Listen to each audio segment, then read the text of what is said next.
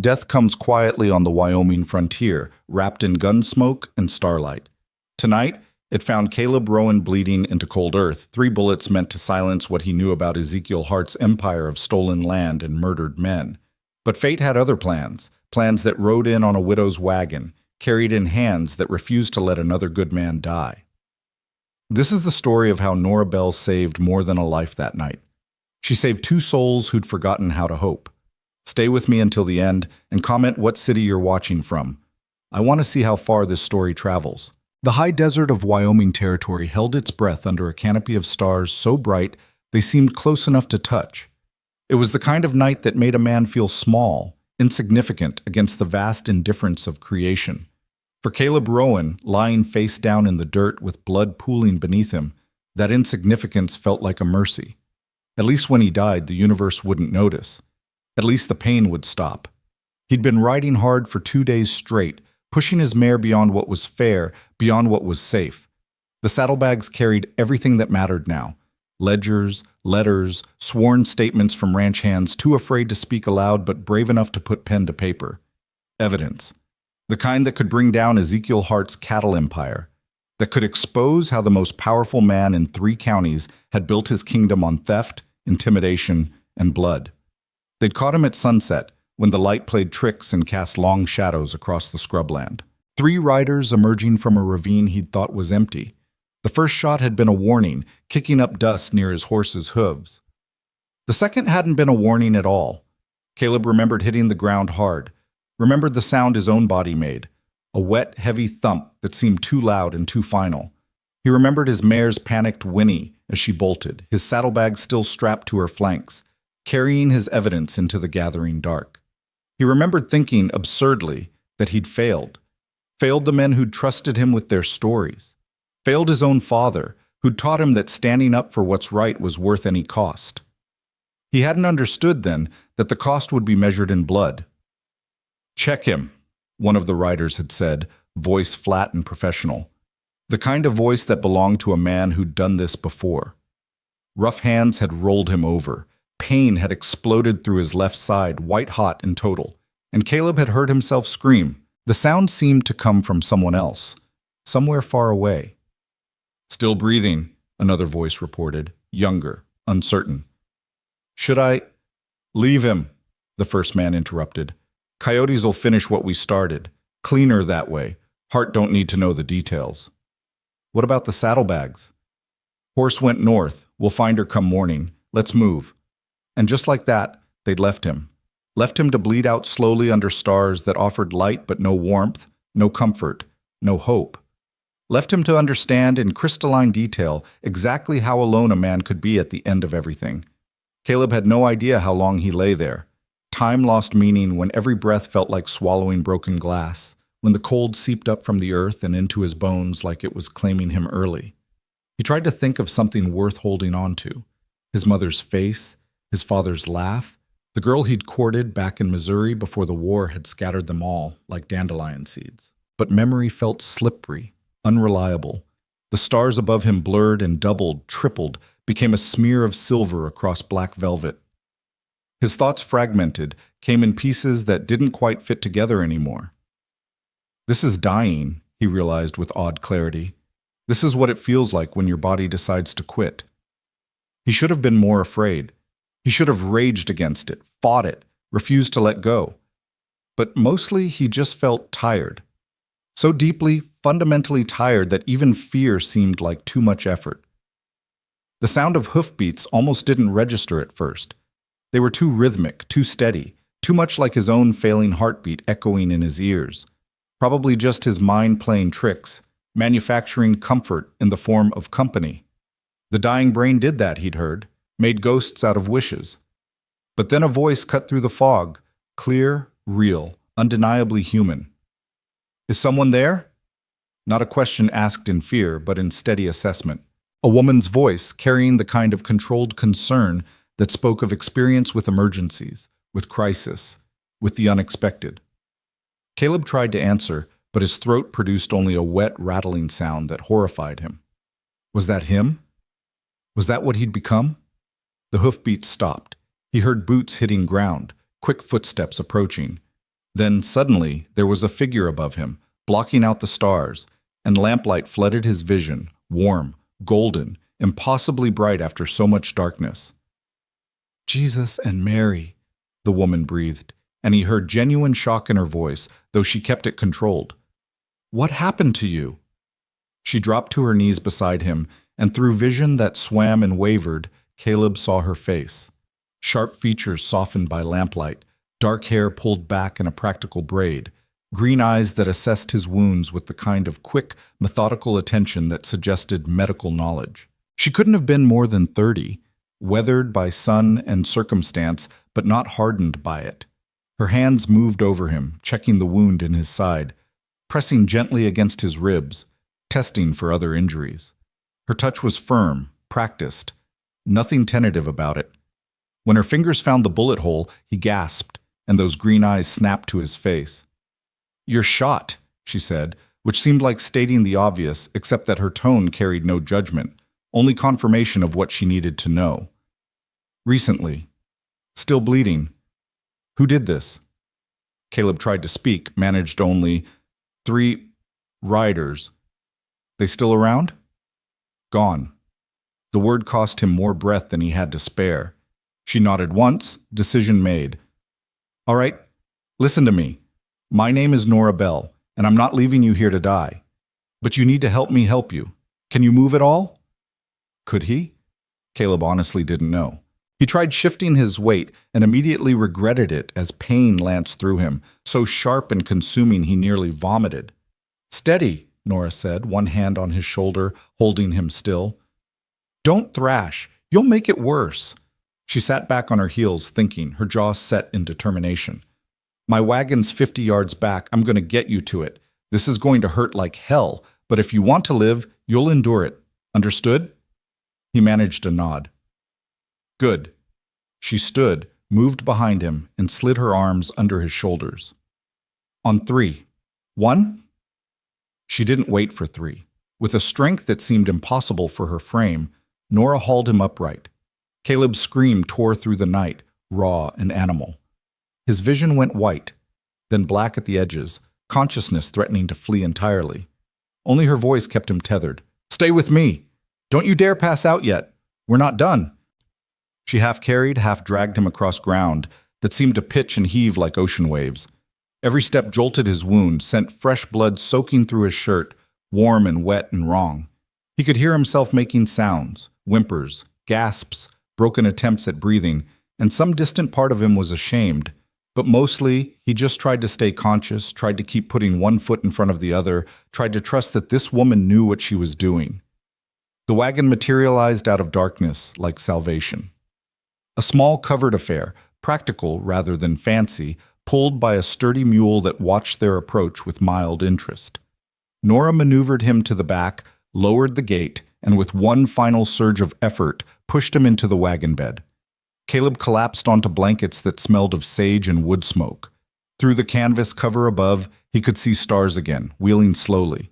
Or maybe that was just him, spinning, losing his grip on the world. "Stay awake," Nora commanded, climbing in beside him. She lit 2 more lamps, hanging them from hooks inside the wagon, flooding the small space with light. "What's your name?" "Caleb," he managed. "Caleb Rowan." "Well, Mr. Rowan, I need you to keep talking to me. Can you do that?" "I'll try." "Good enough." She was rummaging through a wooden chest, pulling out supplies, clean cloth, bottles of various liquids, a leather roll that clinked with metal instruments. "Where are you from?" "Kansas. Originally, been working Hart Ranch." Even through pain, he saw her stiffen at the name. "Hart," she repeated, voice carefully neutral, as she uncorked a bottle that smelled like pure hell. "Ezekiel Hart? You know him?" "Everyone in 3 territories knows him, and most have sense enough to stay clear." She poured the liquid, whiskey probably, onto a cloth. "This is going to burn." She wasn't lying. When she pressed the cloth to his wound, Caleb arched off the blankets, agony so complete and consuming it drowned everything else. He heard screaming and realized dimly it was him, couldn't stop it, couldn't control anything anymore. I know it hurts. But infection will kill you surer than the bullet. Hold on. Her hands moved with confidence, cleaning the wound, probing gently to assess the damage. Caleb tried to focus on anything else, the canvas above, the smell of sage, the way lamplight cast her shadow huge and dark against the wagon's interior. Tried to think of anything except the sensation of those fingers moving inside his torn flesh. Bullet went through, she finally announced, sitting back. That's good. Means I don't have to dig for it. But it tore through muscle, might have nicked something important. You're still bleeding. I need to pack it. How do you know all this? A ghost of a smile touched her lips. My father was a field surgeon in the war, the late war. Both sides depending on who needed him most. He didn't believe in letting men die over politics. Taught me everything he knew before fever took him in '71. She worked as she talked, packing the wound with clean cloth soaked in something that stung but felt cleaner, somehow, than the pain. Her movements were efficient, practiced, the kind that came from having done this before. Too many times before, probably. You're lucky I found you, she continued, wrapping bandages around his torso, pulling them tight enough to hold but not so tight they'd cut off circulation. I almost stopped for the night 3 miles back, but something told me to push on. Guess something was looking out for you, Mr. Rowan. Caleb, he breathed. Just Caleb. All right, just Caleb. She secured the bandages with pins, then pulled a blanket over him, tucking it around his shoulders with surprising gentleness. You've lost a lot of blood. You'll be weak for a while, probably feverish. I have water, some laudanum if the pain gets too bad. We're 2 days from the nearest town with a real doctor, but I don't know if you can handle that journey yet. Don't need a doctor, Caleb said, though he wasn't sure if that was bravery or delusion talking. You already saved my life. Saved it for now, Nora corrected, settling back against the wagon's side, watching him with those assessing green eyes. Whether it stays saved depends on you, on your strength, your will. I can keep you breathing, but I can't make you fight to stay alive. That part's on you. Why? The question slipped out before he could stop it. Why help me? You don't know me. Something shifted in her expression, a shadow passing behind her eyes, old grief surfacing briefly before she pushed it down. Let's just say I know what it's like to watch someone bleed out helpless. Swore I'd never do that again if I had choice. She pulled her knees up, wrapped her arms around them. So I choose to help. It's that simple. It wasn't simple, Caleb knew. Nothing was ever simple out here, where survival came down to hard choices and calculated risks. Helping a stranger, especially one involved with Ezekiel Hart, was dangerous. But he was too tired, too hurt, to argue the point. Instead, he just whispered, "Thank you." Nora nodded once, accepting his gratitude without deflecting it. "Get some rest if you can. I'll keep watch. Make sure your friends don't come back." "They're not my friends." I gathered. She reached over, adjusted his blanket. "Sleep, Caleb Rowan. We'll talk more when you're stronger." But as exhaustion pulled him under, Caleb found himself fighting it, afraid that if he closed his eyes, he'd never open them again. The fear must have shown on his face because Nora's expression softened. "I'll be right here," she said quietly. "You're not dying on my watch. That's a promise." And somehow, impossibly, he believed her.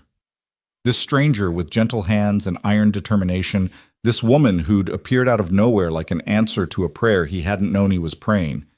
He let his eyes close, let the darkness take him, trusting that she'd be there when he woke. If he woke. The fever came on the second day. Caleb woke, if waking was even the right word for it, to a world made of fire and ice, heat and chills chasing each other through his body in waves. The wagon lurched and swayed beneath him, each movement sending fresh agony through his side.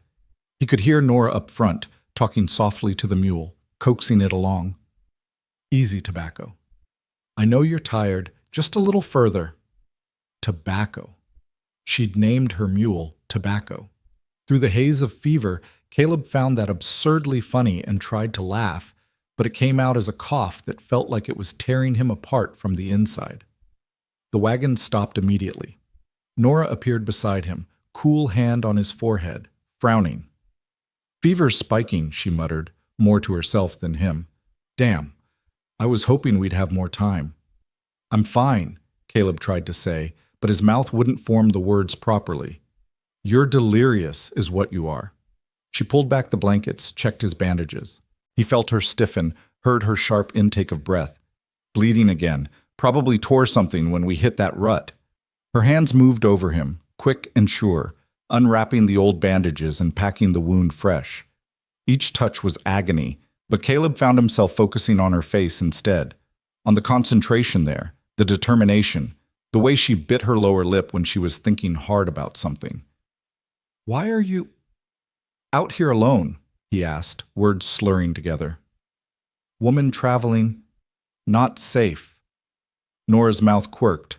"Safer than staying where I was." She finished with the bandages, covered him again. "My husband died 2 years ago. Outlaws hit the store he was managing, tried to rob it. Tom fought back. They shot him." Her voice stayed level, factual, but Caleb heard the pain underneath. "I sold everything we had, bought this wagon, and started moving. Seemed easier than staying in a place full of ghosts." "I'm sorry." "Me too." She dampened a cloth in water, pressed it to his forehead. The coolness was bliss. "But being sorry doesn't change anything. You keep moving or you die. Those are the only options out here." "Heart!"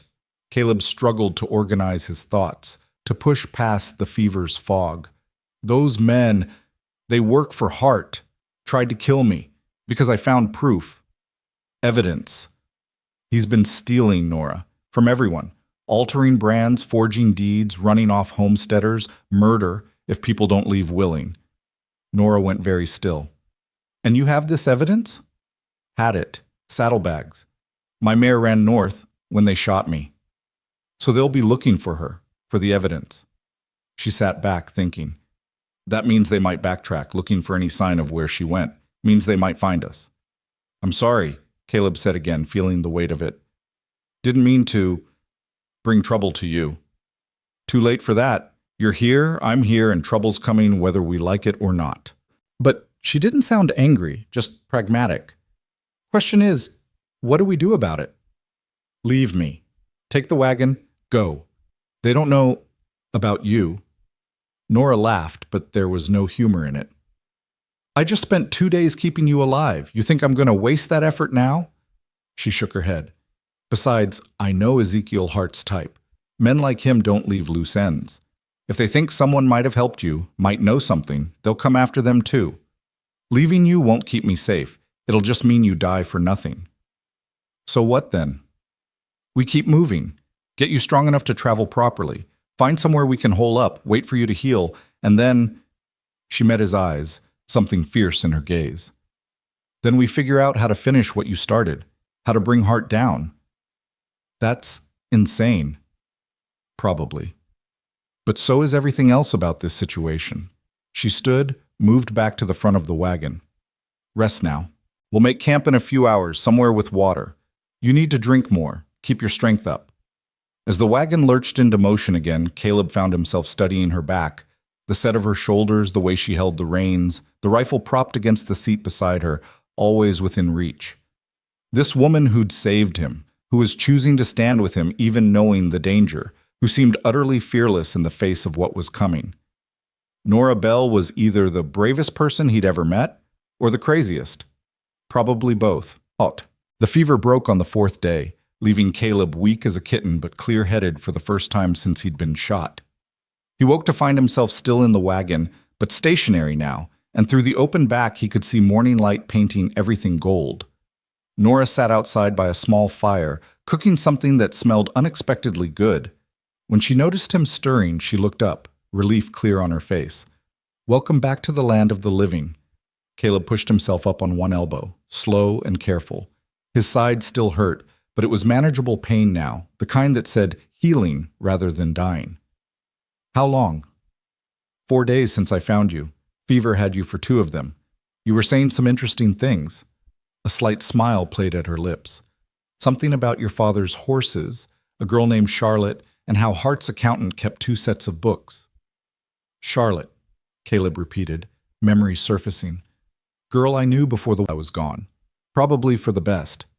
And Hart's accountant? Man named Foster. Weasel of a human, but meticulous with records. He kept true accounts hidden in his room at the boarding house. I found them while he was away on business. Caleb eased himself into a sitting position, wincing. Made copies of the important pages, got statements from 3 ranch hands willing to testify, was taking it all to the federal marshal in Cheyenne when Hart's men caught up to me. Nora nodded slowly, processing this. So they'll search for your horse, find the evidence, and destroy it. Any copies? 1 set. Hidden at the ranch. But if they suspect I made copies, he shook his head. They'll tear the place apart. Find them eventually. Then we need to get there first.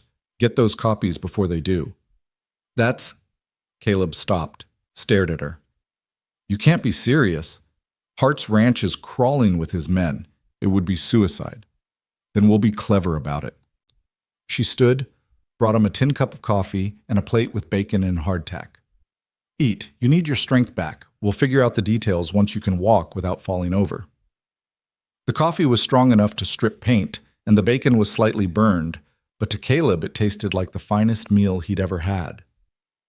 As he ate, he watched Nora break camp, methodical, efficient, nothing wasted in her movements. She'd done this many times before, he realized. Lived out of this wagon, traveled alone, made camp in hostile territory with the ease of long practice.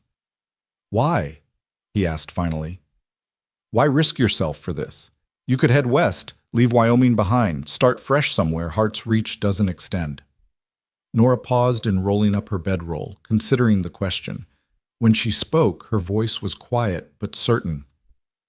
Because Tom died trying to stand up to men like Hart. Died protecting something that mattered to someone else. I wasn't there. Couldn't help him. Couldn't save him. She looked at Caleb, something fierce and hurt in her eyes. But I'm here now, and maybe I can't bring my husband back, but I can help you finish what you started. Can help make sure men like Hart don't just win. Don't get away with it. That's not justice, Caleb said softly. That's revenge. Maybe, but sometimes revenge and justice look the same from the right angle. She finished with the bedroll, tied it off. Besides, I've been running for 2 years, moving from town to town, never staying, never connecting. Maybe I'm tired of running. Maybe I'm ready to stand still and fight for something that matters.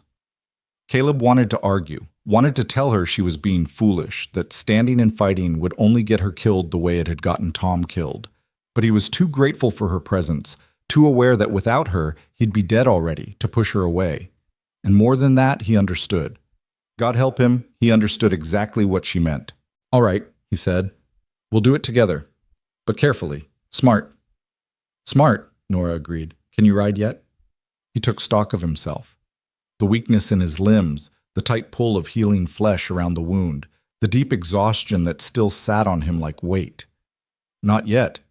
Few more days, maybe. Then we take a few more days. There's a creek a mile north, good cover. We'll camp there, let you heal proper. She helped him ease back down onto the blankets. Sleep more if you can.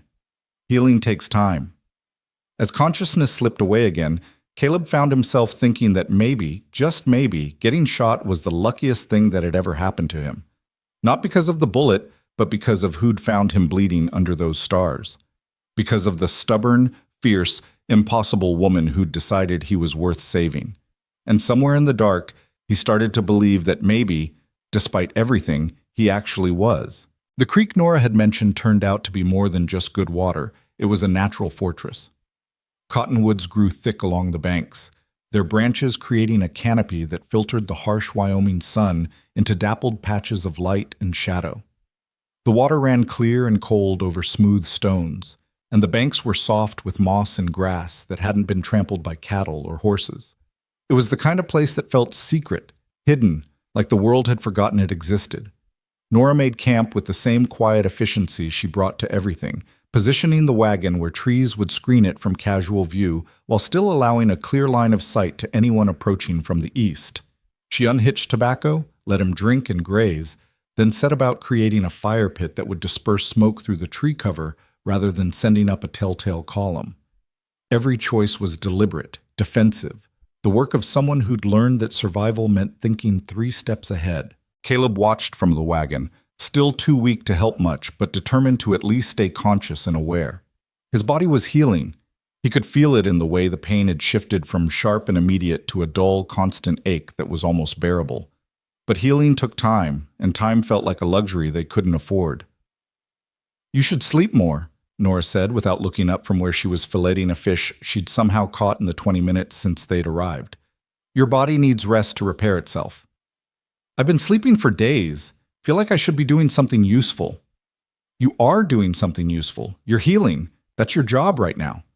She glanced over her shoulder, one eyebrow raised. "Unless you think you can ride hard, shoot straight, and outrun Hart's men in your current condition?" Caleb had to concede the point.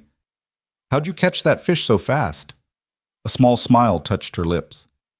"My father taught me. Said soldiers moved too much, made too much noise, scared the fish away. You have to be patient. Still. Let them forget you're there." She went back to her work, hands moving with practiced skill. "Most things worth having require patience," he used to say. Good advice for fishing, good advice for life. Sounds like he was a wise man. He was, stubborn as a mule, drank too much whiskey, and had opinions about everything under the sun, but he was wise when it counted. Her voice carried that particular warmth reserved for good memories of the dead. "Mama died when I was 12, cholera. After that, it was just me and him. He taught me everything, how to hunt, fish, track, shoot, doctor wounds, read the weather, navigate by stars. Said I needed to know how to take care of myself because the world didn't give a damn about helpless women. You're far from helpless." That was his intention. She set the cleaned fish aside, wiped her hands on a cloth. "Tom used to joke that my father had been training me for a war that never came. Turns out he was just training me for life out here, for surviving men like Hart and the violence they bring." Caleb heard something beneath her words, some old anger or grief that she kept carefully controlled. "You loved him, your husband." "I did. Still do, in the way you love ghosts." Nora stood, moved to the fire, added wood in a way that kept the flames low and relatively smokeless. "Tom was good, kind. He saw the best in people, believed in second chances, thought everyone deserved dignity and respect. Got him killed in the end, that belief. But I wouldn't want him to have been different. The world needs people like Tom, even if it destroys them for it. And people like us." She looked at him then, really looked, green eyes steady and unflinching. "People like us survive so we can remember people like Tom. So their goodness doesn't just disappear like it never mattered." She placed the fish on a flat stone near the fire, let it start to cook. "That's what I tell myself anyway. Helps make sense of why I'm still here when he's not." They fell into comfortable silence after that, the kind that didn't need filling with pointless words. Caleb drifted in and out of awareness, lulled by the sound of running water and crackling fire, by the smell of cooking fish and pine sap. When Nora brought him food and more coffee, he ate slowly, savoring each bite, feeling strength return to his body in small increments. "Tell me about Hart," Nora said, settling cross-legged by the fire with her own plate. "How'd you end up working for him?" Caleb gathered his thoughts, trying to organize 2 years of mistakes and discoveries into something coherent. "I came west after the war, like a lot of men. Couldn't go back to Kansas, family farm was gone, sold for taxes while I was away. Heard there was work in Wyoming, land for the taking if you were willing to fight for it. Hart was hiring experienced hands, paying decent wages. Seemed like a good opportunity." "When did you realize it wasn't?" "Gradually. Little things at first.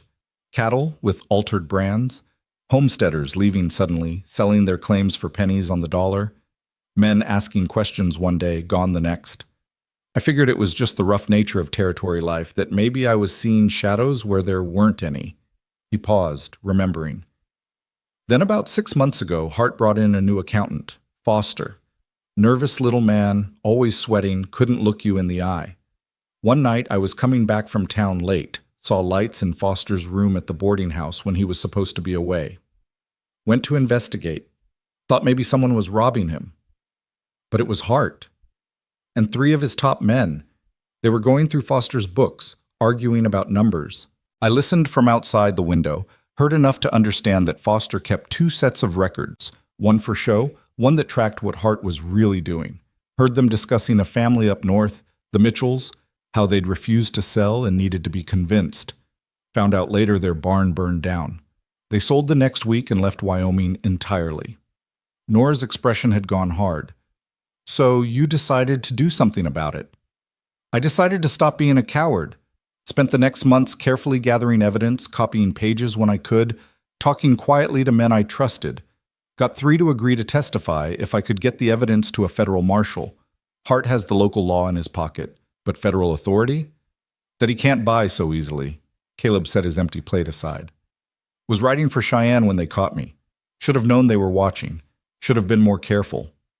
Can't change what happened, can only deal with what comes next. She stood, collected their dishes, moved to the creek to wash them. Your mare. What'd she look like? Bay. White star on her forehead, 2 white socks. Good horse. Smart. If she's still alive, she'd head for water, probably try to find her way back to familiar territory. Which means back toward Hart's ranch. Most likely. Nora was quiet for a moment, scrubbing plates with sand from the creek bed. So, we have 2 problems. 1, we need to get the hidden copies from Hart's ranch before his men find them. 2, we need to find your horse and recover the evidence in those saddlebags, assuming Hart's men haven't found her first. That's a generous interpretation of our situation. I'd say we have about a dozen problems, starting with the fact that I can barely stand without passing out, and ending with the fact that we're 2 people against what amounts to a small army. Then we'll be smart about it. Use what advantages we have. Which are? She smiled, and there was something almost predatory in it. They think you're dead. That's advantage 1. They don't know I exist. That's advantage 2. And Hart's arrogance, his absolute certainty that he's untouchable, that's advantage 3. Arrogant men make mistakes. We just need to be patient enough to wait for them. Caleb found himself smiling back despite everything. You know, when I was bleeding out under those stars, I thought my life was over. Now I'm starting to think it might actually just be beginning. Don't get poetic on me, Rowan. You're still healing. But her eyes were warm, and when she came back to check his bandages, her touch was gentle. How's the pain? Manageable. Better every day? Good. We'll stay here another 3 or 4 days, let you build your strength. I'll scout the area, see if I can pick up any sign of your horse. Then we'll make our move. She rewrapped his wound with fresh cloth, her movements sure and practiced. You should know, if we do this, if we go after Hart, there's no going back. He'll hunt us to the ends of the earth if he gets even a whisper that you're alive. I know. And you're willing to take that risk? To put both our lives on the line for this? Caleb met her eyes, saw the question beneath the question. She was giving him an out, a chance to say no, to choose safety over justice. Part of him wanted to take it, wanted to tell her they should just run, disappear, build a life somewhere Hart's shadow couldn't reach. But he thought about the families Hart had destroyed, the men who'd died standing up to him, the evidence he'd risked everything to gather. Thought about his own father, who taught him that some things mattered more than personal safety. Thought about Tom, Nora's husband, who died defending a principle. I'm willing, he said simply. Are you? Nora nodded once, decisive. I am. So we're doing this, together. Together, Caleb agreed, and felt the weight of that promise settle around them like a pact sealed in something more binding than words. That night, as the fire burned down to embers and stars emerged overhead, Caleb lay awake thinking about fate and chance, about bullets that should have killed him, and women who appeared out of nowhere like answers to prayers. He thought about Nora sleeping nearby, her rifle within reach, always vigilant even in rest. This stranger who'd become something more. Partner, ally, friend. Maybe more than friend, though that was dangerous territory to explore when death still felt closer than tomorrow. He dozed eventually, woke to find pale pre-dawn light filtering through the cottonwoods and Nora already up, boiling coffee over a rekindled fire. She looked over when she heard him stirring. Morning, how do you feel? Caleb took inventory. The pain in his side had diminished to a persistent ache, and his head felt clearer than it had since the shooting. Better, stronger.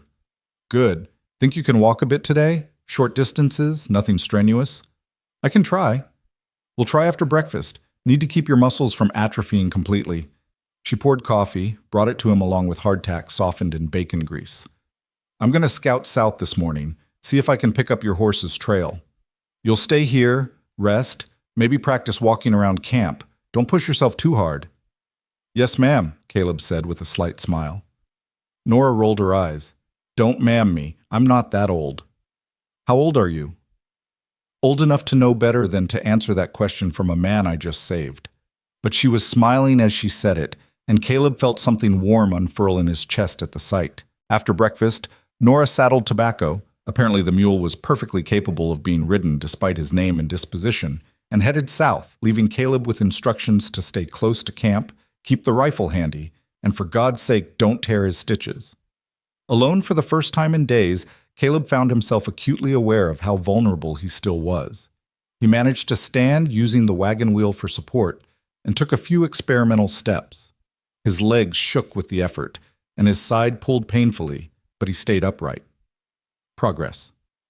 He spent the morning slowly pacing the camp's perimeter, building strength in increments, pushing until pain forced him to rest and then starting again. By noon, he could walk 20 paces without stopping, and by mid-afternoon he'd managed to fetch water from the creek without collapsing. Small victories, but they felt monumental. Nora returned as the sun was angling toward evening, Tobacco plodding along with the resignation of a mule who'd been working all day. She dismounted stiffly, her face unreadable. Any luck? Caleb asked. Maybe. Found tracks about 3 miles south, unshod horse moving erratically like it was riderless. Could be your mare, could be a Mustang. Hard to say. She unsaddled Tobacco, rubbed him down with practiced efficiency. But I found something else, too. Riders. 3 of them, moving in a search pattern. They're looking for something. Me. Or the horse. Most likely both. She came to sit beside him, accepted the cup of coffee he'd managed to prepare. They're being methodical about it, which means they haven't found what they're looking for yet. That's good for us. But it also means we're running out of time. How long do you think we have? A week at most before they expand their search radius and potentially find this camp. Maybe less if we're unlucky. She sipped her coffee, thinking. You're healing fast, but not fast enough. We need to make a decision. What kind of decision? Whether we wait for you to fully recover or whether we move while we still have the advantage of surprise. Nora looked at him, weighing him with those sharp green eyes. I won't lie, moving now is risky. You're not strong enough for a hard ride, and if we have to run or fight, you'll be a liability. But staying here much longer means they might find us, and then we lose every advantage we have. Caleb considered this, hating that she was right. What do you think we should do? I think we should make for Hart's Ranch, not the main house. That's suicide. But there are line shacks, outbuildings, places where ranch hands stay. If your copies are hidden somewhere on the property, we need to recover them before Hart's men do, and we need to do it soon. That's bold, walking right into the lion's den. Bold or stupid, sometimes there's not much difference. She finished her coffee, set the cup aside. But I've been thinking about what you said, about how they think you're dead. That's our advantage. Dead men don't come back for revenge. Dead men don't recover evidence. They'll be looking for your horse, for the saddlebags, but they won't be expecting you to show up at the ranch. Unless someone sees me, recognizes me, then we make sure no one does. I'll go in. I can ask for work, say I'm a widow looking for honest wages. Ranches always need cooks, laundresses, people willing to do the jobs no one else wants. I get close, find where your copies are hidden, recover them, and get out. Absolutely not. That's too dangerous. More dangerous than what we're already doing? Nora shook her head. Caleb, this is the smart play. You're in no condition to sneak around Hart's Ranch, and having both of us go in doubles the chance of being caught. One person, asking for honest work, arousing no suspicion, that could work. And if they connect you to me somehow, if they found my horse, if they're looking for anyone who might have helped me, then I'll be very convincing in my ignorance. She stood, moved to check on something in the wagon, but he could see the tension in her shoulders. I'm not naive, Caleb. I know the risks. But I also know that sitting here waiting isn't going to get us anywhere. We need those things you've done, everything you've risked. It all means nothing. She was right, and he hated it. Hated the idea of sending her into danger while he stayed behind, too weak to help. Hated feeling useless, dependent, like dead weight. There has to be another way, he said quietly. If you think of one, I'm listening. When he didn't answer, she sighed. Look, I'll be careful. I'll watch, listen, gather information first. If it seems too dangerous, if there's any sign they suspect something, I'll back off. But we need to at least try. Caleb wanted to argue more, wanted to forbid her from going, but he had no right to forbid her anything. She'd saved his life, sheltered him, chosen to stand with him of her own free will. She wasn't his to protect or control. She was her own person, making her own choices. All right, he finally said, but we do it smart. We plan every detail, every contingency, and you promise me, the first sign of trouble, you get out. The evidence isn't worth your life. Nothing's worth a life. That's not how you measure these things. But she nodded. I promise. Careful and smart. That's how we'll play it. They spent the rest of the evening planning, talking through every detail they could think of. What Nora would say, what story she'd tell, how she'd explain showing up alone looking for work, where Caleb's copies might be hidden. He thought the tack room in the south barn, behind a loose board in the back wall. How long Nora should wait before aborting if she couldn't get access. What signals they'd use if things went wrong. As the night deepened and the fire burned low, their conversation drifted to other things. Nora told him about her childhood, about growing up following her father from battlefield to battlefield, learning medicine from watching him work. Caleb told her about Kansas, about the farm he'd loved and lost, about the war and what it had taken from him. Do you ever think about what comes after? Nora asked eventually, her voice soft in the darkness. After Hart? After all this is done? Do you think about what kind of life you'd want? I try not to, Caleb admitted. Seems like tempting fate. Like if I let myself imagine a future, something will take it away. That's a lonely way to live, says the woman who's been traveling alone for 2 years. She laughed quietly. Fair point. Maybe we're both too afraid to hope for anything better than survival.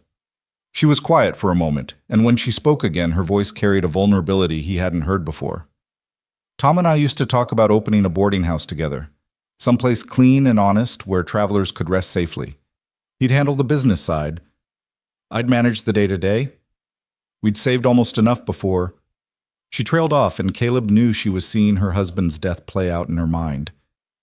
After he died, I couldn't stay, couldn't look at that dream without him in it, so I ran. That's not running, that's surviving grief. Is there a difference? I think so. Running is about escape. Surviving is about enduring until you're strong enough to stand still again. He shifted, trying to find a comfortable position, feeling the pull of healing flesh.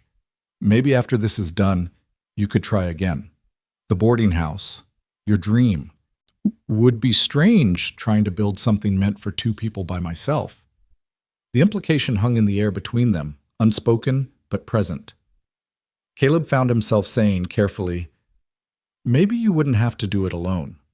Maybe by then you'd have a partner, someone who understands what you're trying to build. Nora looked at him across the dying fire, and in her eyes he saw something that made his breath catch. Possibility, maybe, or hope, or something more complicated that neither of them had words for yet. Maybe, she said softly. Let's survive this first. Then we'll see what comes after. Deal. They settled into their separate bedrolls then, but Caleb lay awake long into the night, thinking about boarding houses and futures and the strange, impossible path that had led him to this woman, this moment, this fragile hope that maybe, just maybe, surviving could turn into something more like living.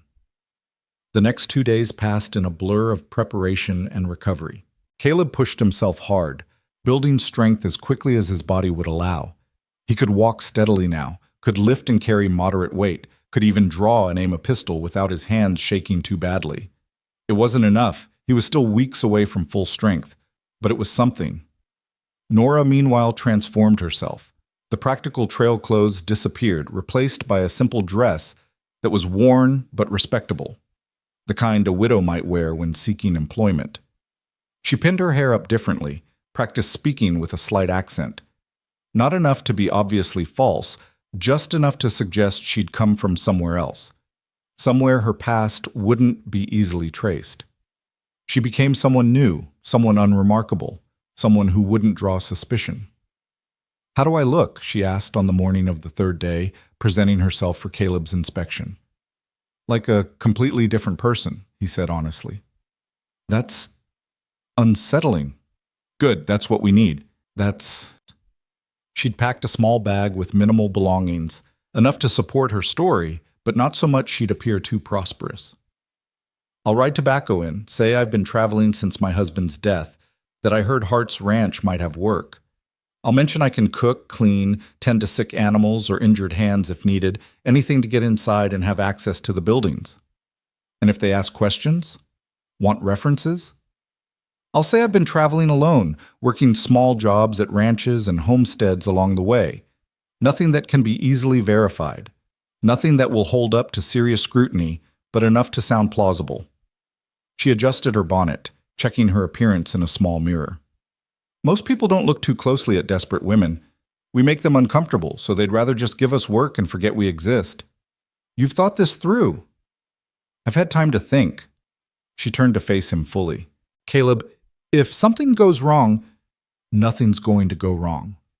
But if it does, if I don't come back by sunset tomorrow, you take the wagon and you ride for Cheyenne.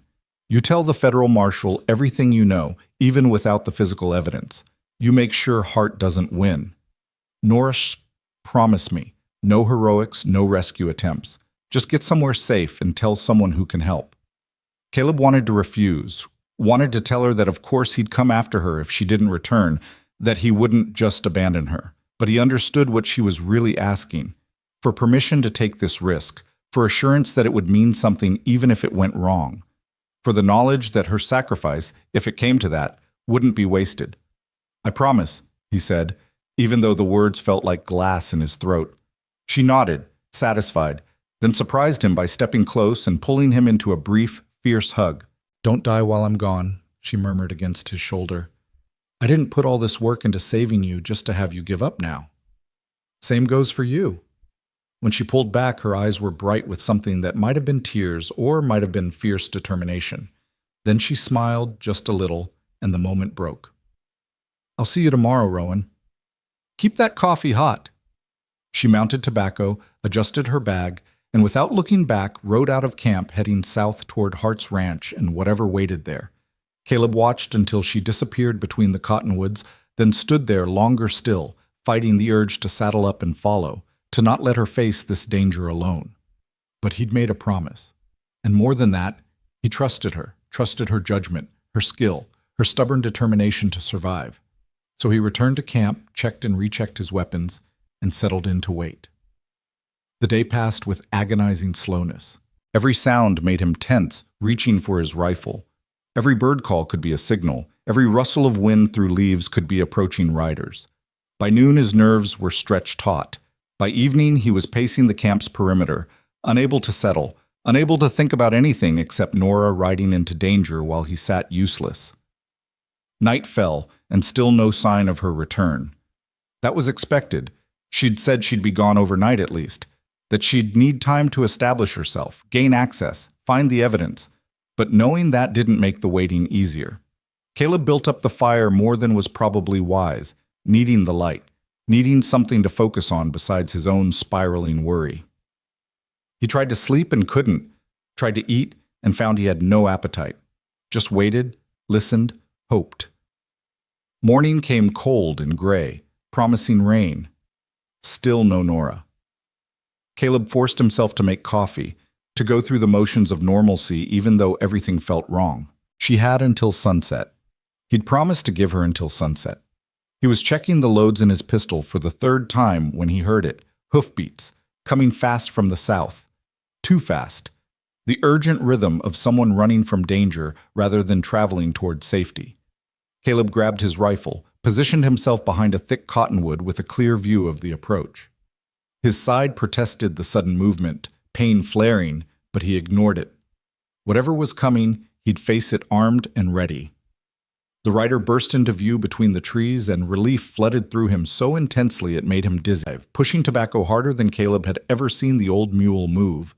But as she came closer, he saw her face, pale, frightened, urgency in every line of her body.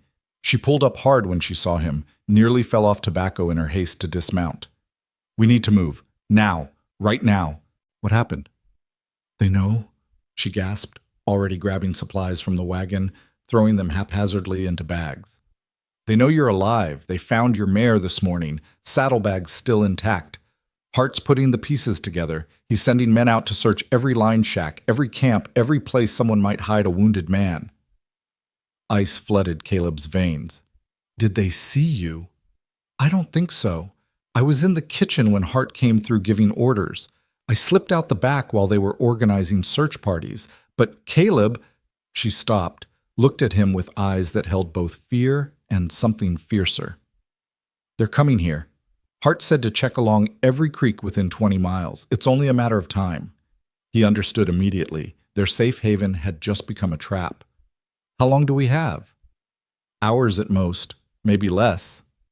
She'd finished packing, was already hitching Tobacco back to the wagon despite the mule's exhausted condition.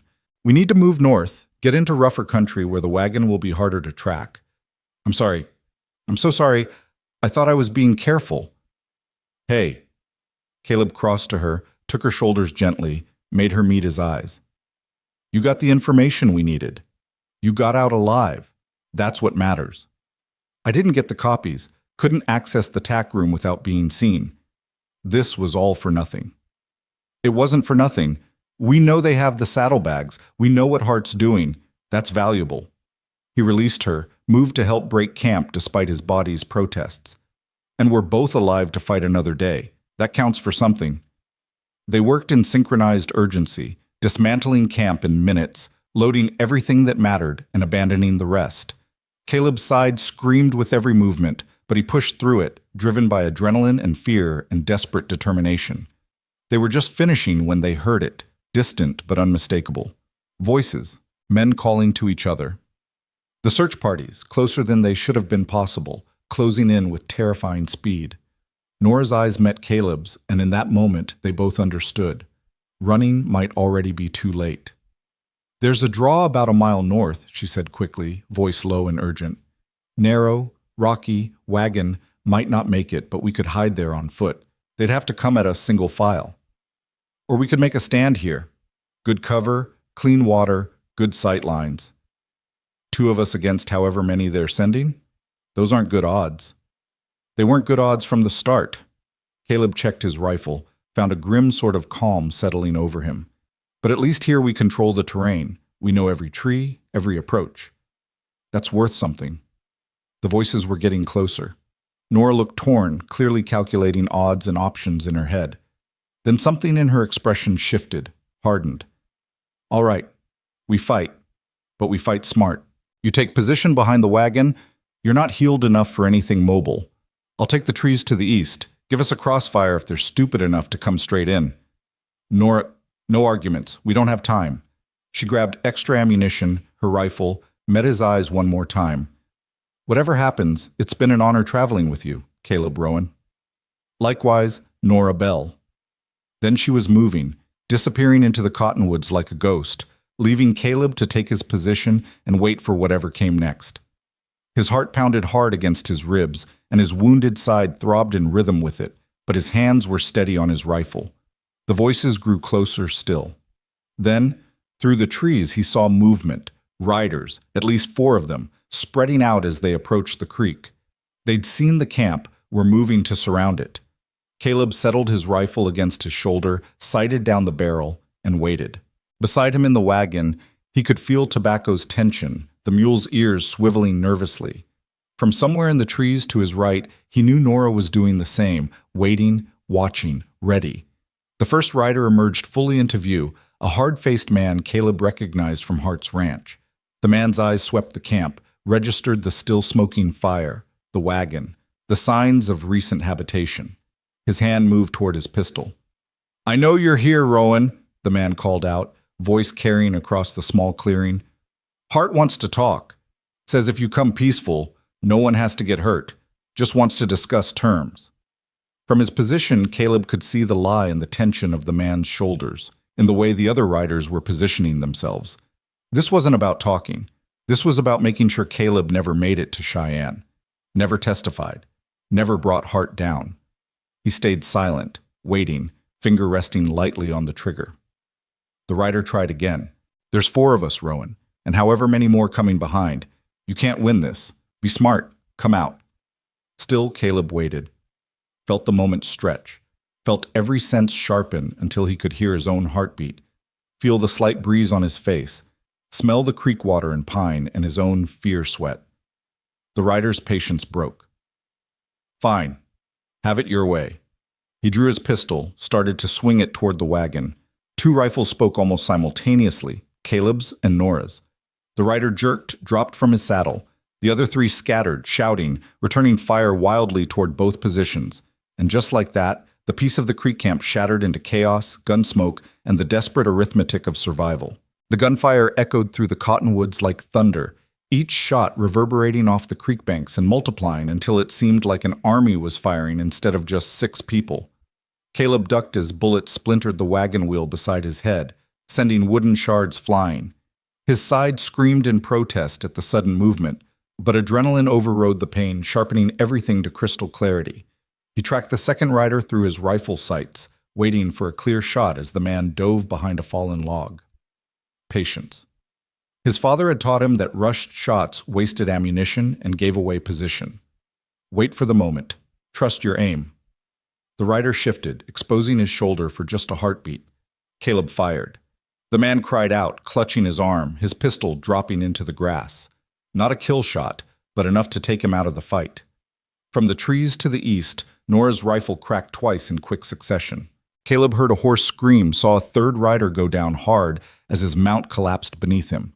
The man rolled clear, scrambled for cover behind a thick cottonwood trunk, and came up firing toward where Nora was hidden. The 4th rider had better instincts than his companions. Instead of charging into the clearing like the others, he'd circled wide, using the terrain for cover, working his way toward Nora's position from an angle she might not see. Caleb tracked him through gaps in the foliage, saw the intent in how he moved. This wasn't some ranch hand playing at violence. This was someone who knew how to hunt humans. "Nora!" Caleb shouted. "4th man, flanking east." Her rifle swung toward the new threat just as the man emerged from cover, pistol already firing. Bark exploded from the tree beside her head. She dropped flat, rolled, came up in a new position, and fired 3 shots so fast they sounded like one continuous roar. The flanking rider staggered, tried to keep his feet, and went down. For a moment, everything went still. 4 men down or wounded. Gun smoke drifted through the clearing like fog.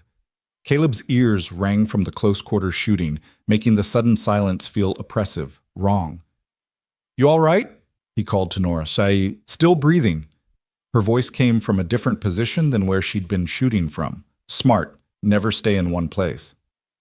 "You?" "Same. Think that's all of them?" "For now. But they said more were coming." As if summoned by her words, voices drifted through the trees from the south, more riders drawn by the gunfire. How many, Caleb couldn't tell, but it sounded like more than 4. Possibly a lot more. The rider who'd taken Nora's first shot, the one who'd gone down when his horse was hit, pushed himself upright, hands raised. Blood streaked down his face from where he'd hit the ground, and his left leg bent at an angle that made Caleb's stomach turn. "Don't shoot," the man gasped. "I'm done. I surrender." Caleb kept his rifle trained on him but didn't fire. "Stay down. Keep your hands where I can see them." "You don't understand what you've done," the man said, voice tight with pain and something that might have been fear. "Hart knows you're alive. He knows someone helped you. He's not going to stop until you're both dead." Then he's going to be disappointed. Nora emerged from the trees, rifle at her shoulder, moving with controlled urgency toward the wagon. "How many more are coming?" 8, maybe 10. They were right behind us. Heard the shooting." The man's eyes darted between them, calculating. "You're Rowan. You're the one who stole Hart's books." "I didn't steal anything. I copied evidence of his crimes." "You're a dead man either way. Both of you are." He looked at Nora with something like pity. "Miss, I don't know what he told you, what promises he made, but helping him was the worst mistake of your life. Hart doesn't forgive, he doesn't forget. You'd be smarter to shoot Rowan yourself and beg Hart's mercy. Nora's expression didn't flicker. I don't beg, and I choose my own mistakes. Thank you. She reached the wagon, started checking their ammunition. Caleb, we can't stay here. 8 to 10 men and us already low on bullets? We'd last maybe 10 minutes. The draw you mentioned, how far? Mile north, but it's rough terrain. Wagon won't make it, and you can barely walk straight. We'd have to go on foot, move fast. Caleb did the math in his head. A mile over rough ground with his side half-healed and both of them exhausted, versus trying to hold position against 10 men with ammunition running low and no chance of reinforcement. Neither option looked good, but at least movement offered possibilities that standing still didn't. We go north, he decided. Leave the wagon, take what we can carry. If we're lucky, they'll waste time searching the camp while we put distance between us. And if we're not lucky, then we make them work for it. He pushed himself upright, ignoring his body's protests. You know these hills better than I do. Lead the way. Nora grabbed essentials with practiced efficiency. Ammunition, water canteens, a small amount of food, blankets, matches. Everything else got abandoned. Survival stripped down to its basics. What you could carry, what would keep you alive for the next day, the next hour.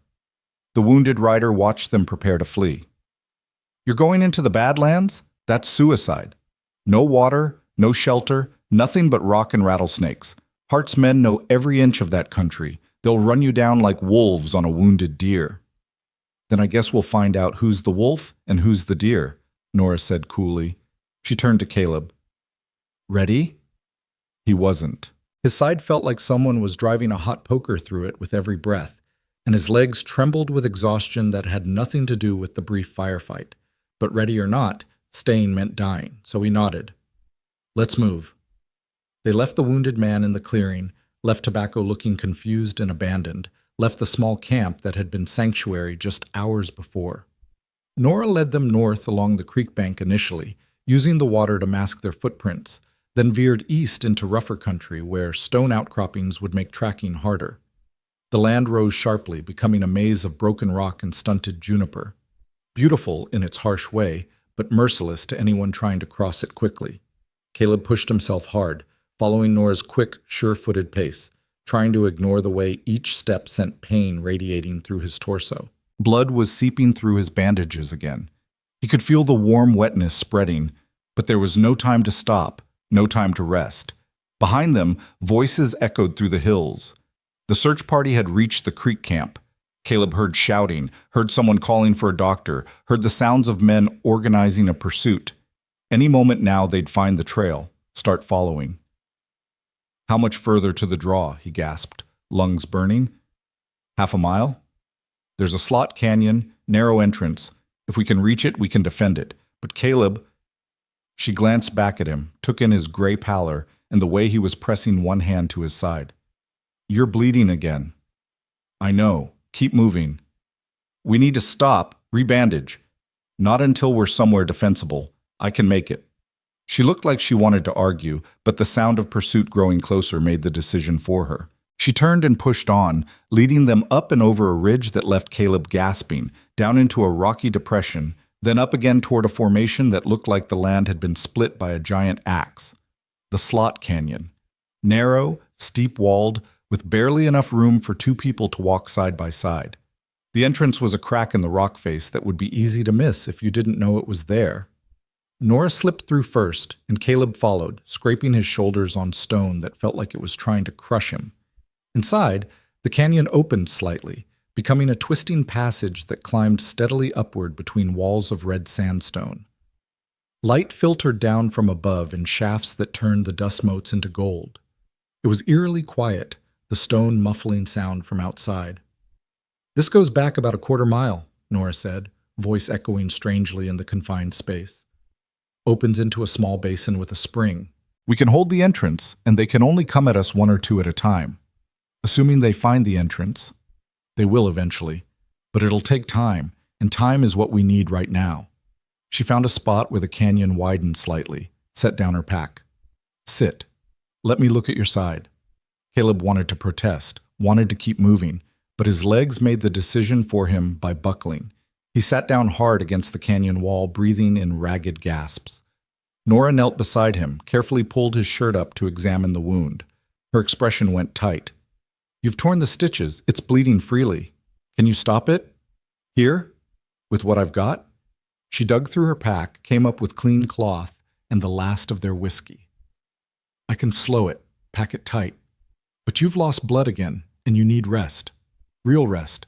Not this running and fighting. We'll rest when we're not being hunted." Stubborn man. But there was affection beneath the exasperation. She went to work, cleaning and rebandaging with hands that were rock steady despite the urgency of their situation. "You know, when I found you bleeding under those stars, I thought saving your life would be the hard part. Turns out keeping you alive is the real challenge." Despite everything, Caleb found himself almost smiling. "You're the one who decided to stick around. Could have left me at the first town. Could have. Didn't." She pulled the bandages tight, secured them. "Guess I'm as stubborn as you are. There. That should hold for now. But Caleb, I'm serious. You push much harder, and even my father's training won't be enough to keep you breathing." Noted. He took a sip from the water canteen she offered, let the cool liquid ease his burning throat. "What's our play here? We wait. Let them search. If they find the entrance, we hold it as long as we can. If they don't, we wait until dark and slip out, put more distance between us. And then? Then we make for Timber Creek. It's a small mining settlement about 40 miles northeast, far enough from Hart's territory that we might be able to disappear for a while. Regroup. Figure out our next move." Caleb had heard of Timber Creek, a hard-scrabble place clinging to the side of a mountain, populated by miners and people running from something. Not exactly welcoming, but not the kind of place where Hart's influence would extend easily. It could work. "All right, Timber Creek. Assuming we survive the next few hours." Always assuming that. Nora settled beside him, rifle across her knees, watching the canyon entrance. "Get some rest if you can. I'll keep watch." Nora, rest, Caleb. You're no good to either of us if you pass out at the wrong moment." She was right, as usual. His body was screaming for rest, for a chance to heal, for mercy it wasn't going to get any time soon. But exhaustion was pulling at him like an undertow, and fighting it seemed pointless. He let his eyes close, trusting Nora to keep them safe, trusting that maybe they'd actually survive this impossible situation. He woke to her hand on his shoulder, her finger pressed to her lips in a signal for silence. Through the haze of interrupted sleep, he heard them, voices echoing off stone, the sound of men moving through the hills, searching. "They're close," Nora whispered. "Haven't found the entrance yet, but they're working this area systematically." Caleb pushed himself upright, biting back a groan at the pain in his side. Through the narrow opening of the slot canyon, he could see late afternoon light painting the rocks gold. He'd been asleep for hours, too long, but his body had taken what it needed regardless of circumstance. The voices grew closer. Caleb could make out individual words now, could hear the frustration in the searchers' tones. "Tracks just disappear. It's like they vanished into the stone. They're here somewhere. Hart said to keep looking until we find them, or it gets too dark to see. That Rowan's already half dead anyway, probably holed up bleeding out. We just need to find the hole." Nora's jaw tightened at that, but she stayed silent, rifle ready. They watched through the crack as men passed within 20 yards of the entrance, so close Caleb could see the sweat stains on their shirts, the determined set of their faces. One man looked directly at the slot canyon entrance, and Caleb's finger tightened on his trigger, certain they'd been seen. But the man's gaze slid past without recognition, unable to distinguish the narrow opening from just another shadow in the broken rock. He turned away, called to his companions, "Nothing here. Let's check the next draw." The search party moved on, voices fading as they worked their way south. Caleb let out a breath he hadn't known he was holding. "That was close," he murmured. "Too close. They'll be back once they've exhausted other options. We need to move tonight, get distance while we can." Nora checked the position of the sun through the canyon opening. "Few more hours until dark. Rest more if you can. You're going to need every bit of strength for the push to Timber Creek." But sleep wouldn't come this time. Caleb's mind was too active, turning over problems and possibilities. They'd escaped immediate death, but the larger situation hadn't improved. Hart had his evidence. Hart knew Caleb was alive and being helped. Hart would keep hunting them until they were dead or he was stopped. "We can't run forever," he said quietly. "I know. Even if we make it to Timber Creek, even if we hide there for months, Hart will keep looking, keep sending men. We'll never be safe." "I know that too." Nora was quiet for a moment, then turned to look at him. "What are you thinking?" "I'm thinking that maybe running is the wrong strategy. Maybe we need to change the game entirely." "I'm listening." Caleb organized his thoughts carefully. "Hart has my original evidence, the saddlebags your mare was carrying. He's probably destroyed it by now, or will soon. But he doesn't know about the copies I hid at the ranch, because you couldn't access them.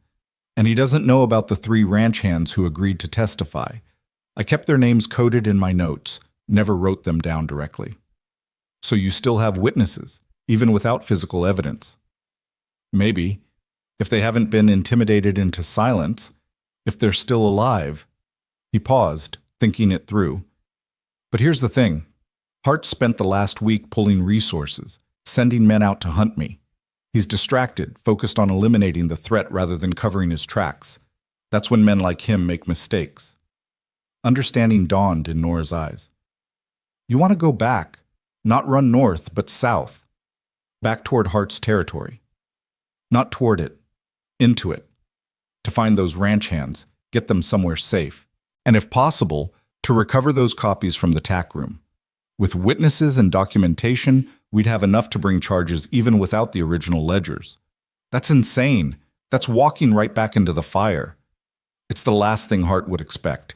He thinks we're running, thinks we're trying to get as far from him as possible. He'll have men searching north, east, west, everywhere except right under his nose." Nora shook her head slowly, but he could see her working through it, testing the idea for flaws and finding it strangely sound despite its audacity. "It's still suicide. You're wounded, we're exhausted, we have limited ammunition, and even if we somehow manage to reach these witnesses, get the copies, what then? Hart controls the local law. Who do we take it to?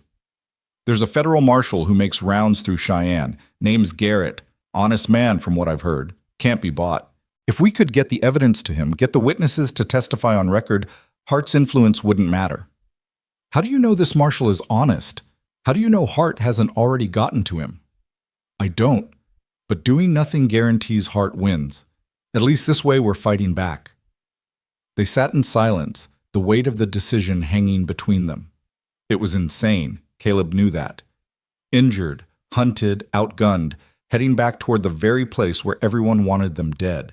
It violated every instinct that said to run, to survive, to put distance between yourself and danger. But running meant living in fear forever, meant looking over their shoulders, waiting for the day Hart's men finally caught up, meant abandoning the men who'd trusted him, who'd risked their own safety to help expose Hart's crimes. "Tell me about these witnesses," Nora said finally. "The 3 men who agreed to testify." "Sam Porter, older ranch hand, been with Hart for years but saw which way the wind was blowing. Good man, just trying to survive. Jake Mitchell, young, hot-headed, watched Hart's men burn his family's homestead and run them off. He joined Hart's crew to spy, get evidence from inside. And Charlie Dawes, blacksmith in a town called Red Fork about 15 miles from Hart's ranch. He shod horses with rebranded marks, kept records of his own because he knew something wasn't right. 3 men in 3 different places, all of whom might already be dead or intimidated into silence. Might be. But if they're not, if even one of them is willing to testify, combined with the copies from the tack room, we'd have a case. Nora was quiet for a long time, rifle resting across her knees, face shadowed in the dim light of the slot canyon. When she finally spoke, her voice carried that same determination he'd heard the night she'd found him. "All right, we go back. But we do it smart. No heroics, no unnecessary risks. We find your witnesses, get the evidence, and get out. And if at any point it looks impossible, if the danger becomes too great, we abandon the plan and run. Agreed?" "Agreed." "Then we rest now, move after full dark. Head southeast toward Red Fork first. It's farthest from where Hart's search parties are concentrated. We talk to the blacksmith, see if he's still willing to testify. Then we decide next steps based on what we learn. It was a plan. Not a good one maybe, but a plan nonetheless. Something concrete to work toward beyond simple survival. Caleb felt something loosen in his chest. Not hope exactly, but purpose. Direction. A reason to keep fighting beyond just staying alive. "Thank you," he said quietly. "For what?" "For not walking away. For choosing to stand with me even though it would be safer, smarter, to leave me behind."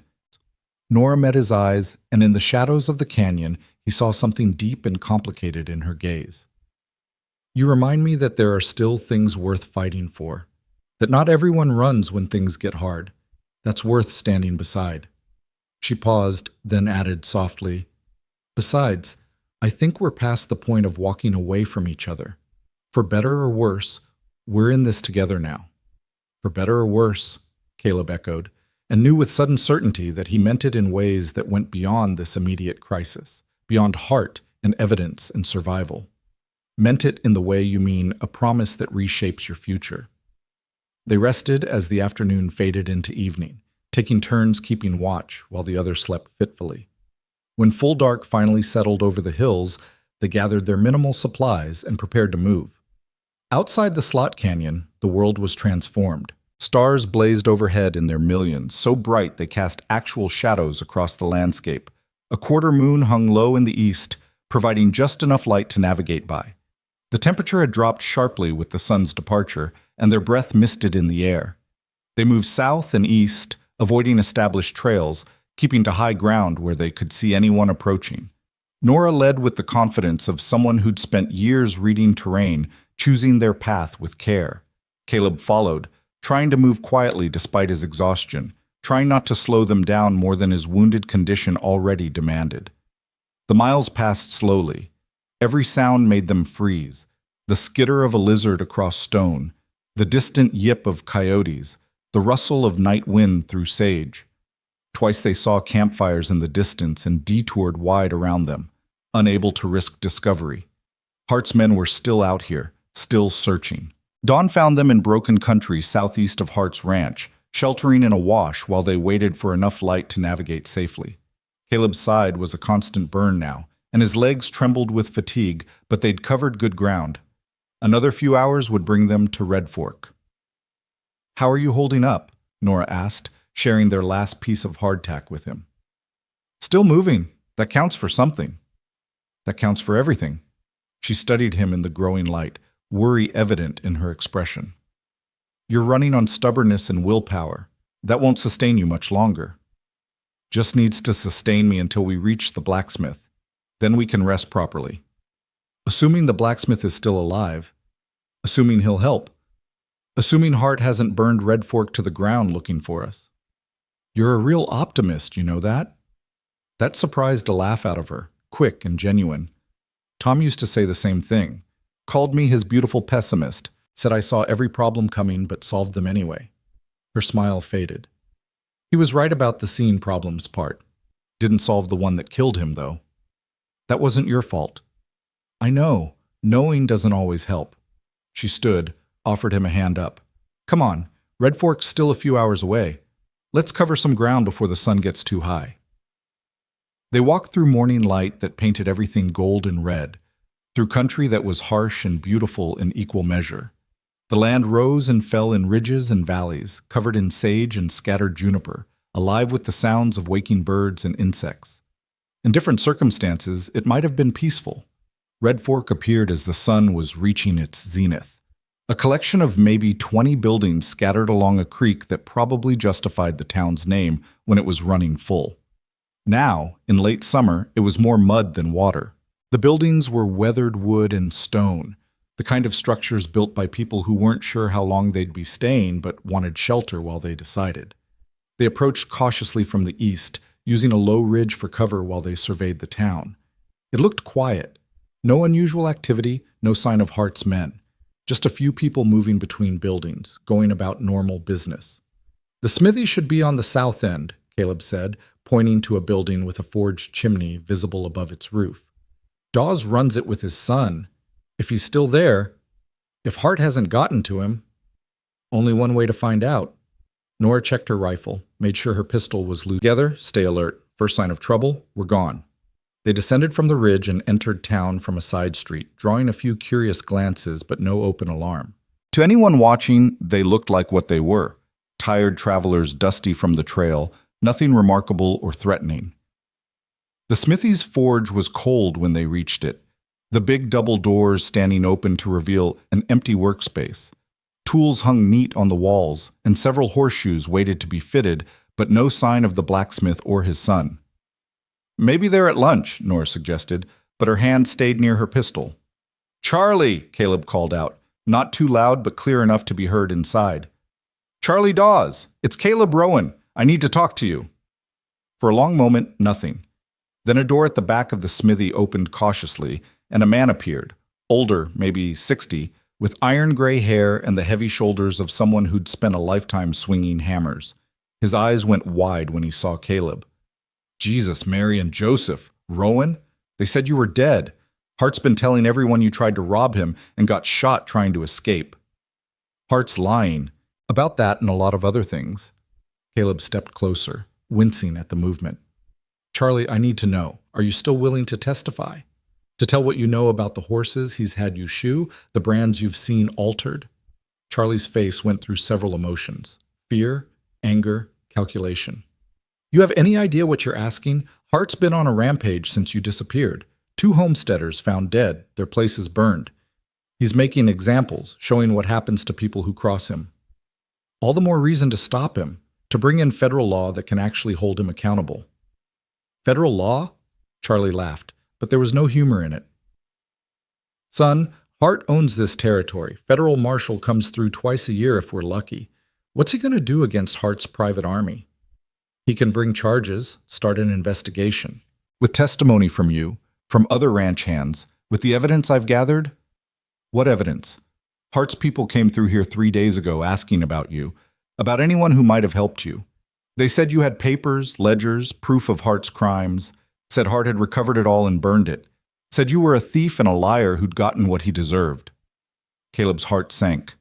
If Hart was already spinning that narrative, already controlling the story, getting people to testify would be that much harder. I have copies, Charlie. Hidden copies that Hart doesn't know about. And I have witnesses willing to testify about what they've seen. You were one of them. I need to know if you still are. The blacksmith looked from Caleb to Nora, taking in their condition, the bloodstains on Caleb's shirt, the exhaustion in both their faces, the desperation of people who'd been running hard and couldn't run much further. Who's she? He asked. Nora Bell. She saved my life. She's the only reason I'm still standing. Mrs. Bell? Charlie nodded to her respectfully. You know what you've gotten yourself into helping this man? I know exactly what I've gotten into, Mr. Dawes. Question is, do you know what you'll become if you let Hart win through fear and intimidation? Something shifted in Charlie's expression at that. A hardening, a decision being made. My son's in the back. He wanted to testify too, wanted to stand up to Hart. I told him it was too dangerous, that we should keep our heads down and survive. He said some things are worth the risk. The blacksmith's jaw tightened. He was right. I'm in. I'll testify to what I've seen, what I've done under Hart's orders. But Rowan, you need to understand, testifying means painting a target on my family. You better make damn sure it counts for something. Relief flooded through Caleb so intense it left him dizzy. It will. I promise you it will. Don't promise me. Just get it done.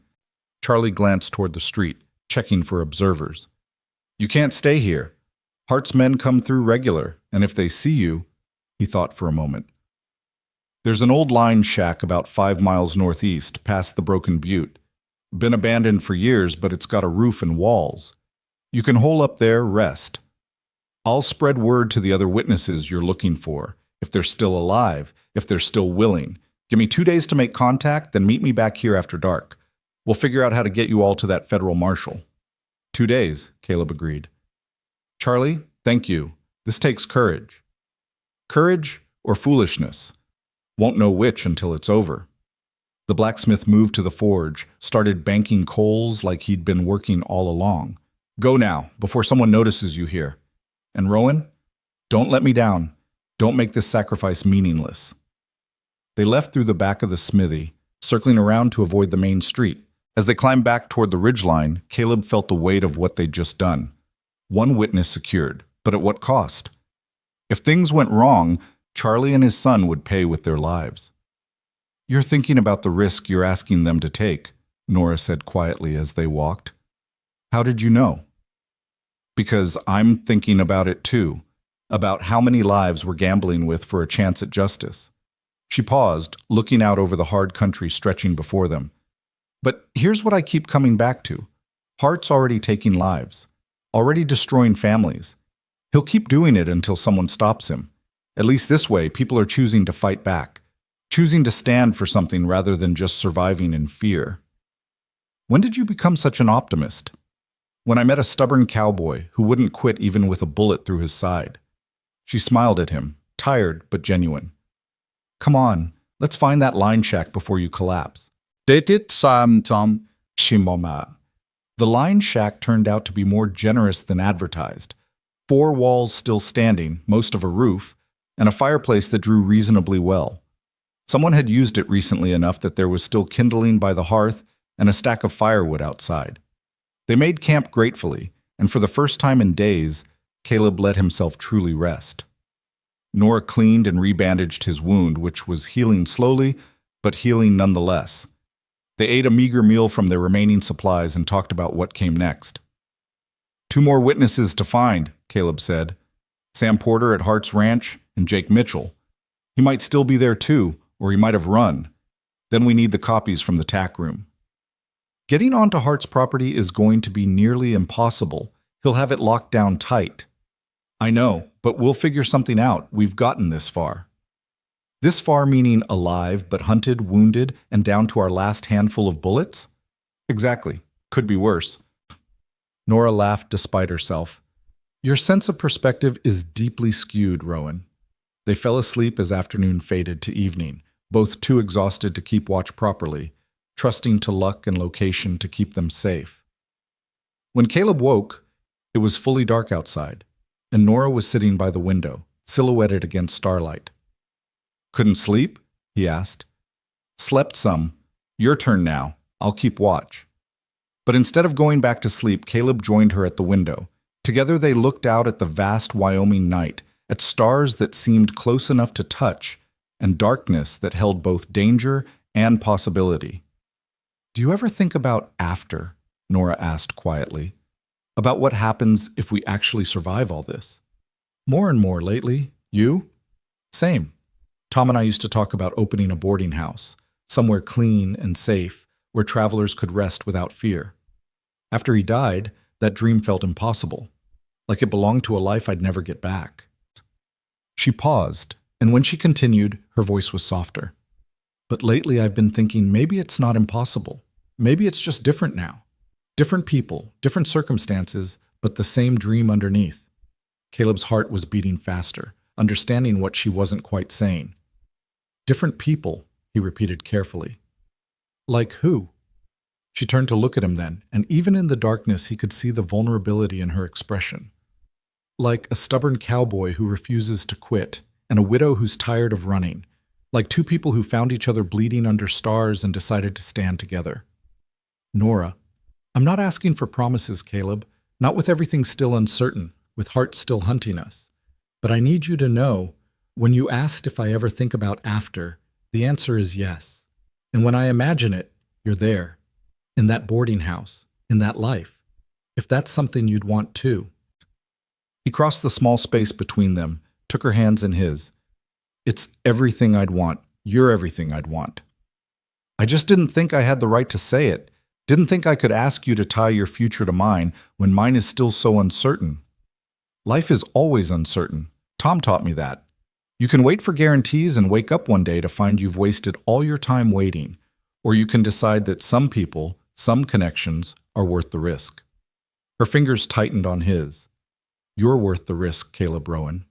He kissed her then, gentle and careful, tasting salt and dust and something that might have been tears. When they pulled apart, both were smiling despite everything, despite the danger, despite the pain, despite the impossible odds they still faced. "So we survive this," Caleb said. "We bring Hart down together, something good and clean and worth all this fighting."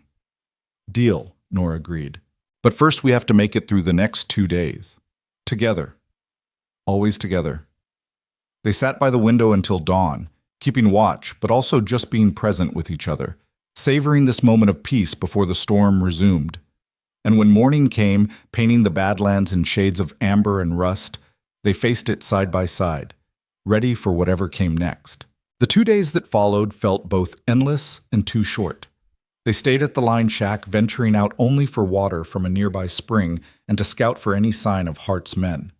Caleb's wound continued its slow healing, and while he wasn't back to full strength, he could move without the constant threat of passing out. That would have to be enough.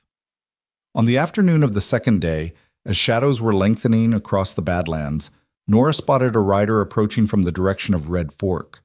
They watched from inside the shack, weapons ready, until the figure came close enough to identify. Charlie Dawes, riding alone, his posture tense but purposeful.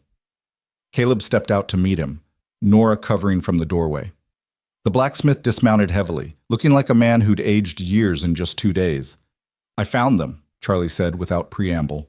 "Porter and Mitchell, both still alive, both still willing to testify. But Rowan, the situation's worse than you know." "How much worse?" "Hart's declared martial law on his own land. Anyone leaving the ranch property without permission gets shot on sight. He's brought in more men, not ranch hands, but hired guns. Professional killers. He's turned that place into a fortress." Charlie wiped sweat from his forehead despite the cooling air. "Porter managed to get a message out through a supply wagon driver.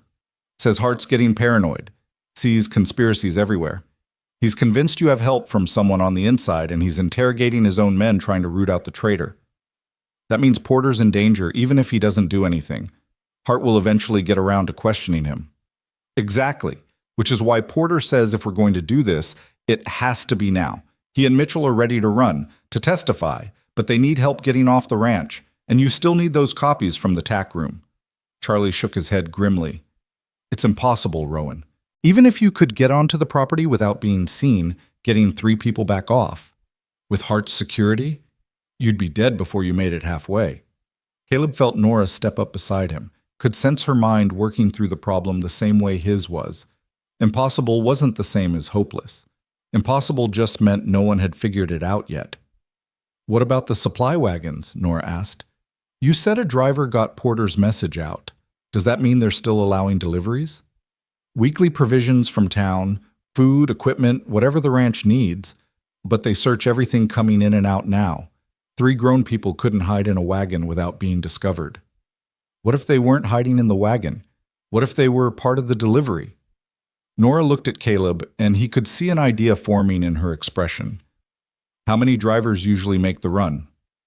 2, sometimes 3, depends on how much they're hauling. "And do Hart's men know all the regular drivers by sight?" Charlie caught on to what she was suggesting, his eyes widening. "Some they know, some they don't. The company rotates drivers. But you're not seriously thinking—" "I'm thinking that 2 people who look like they belong might get onto that ranch easier than 2 people sneaking around in the dark. We'd have legitimate reason to be there, legitimate access to the buildings." She turned to Caleb. "The tack room is in the south barn, you said, where they'd unload feed and equipment?" "Adjacent to it. But Nora, if something goes wrong, if they recognize me, then we make sure they don't recognize you. Change your appearance, keep your head down, act like you belong there." Her mind was clearly racing now, working through details and possibilities.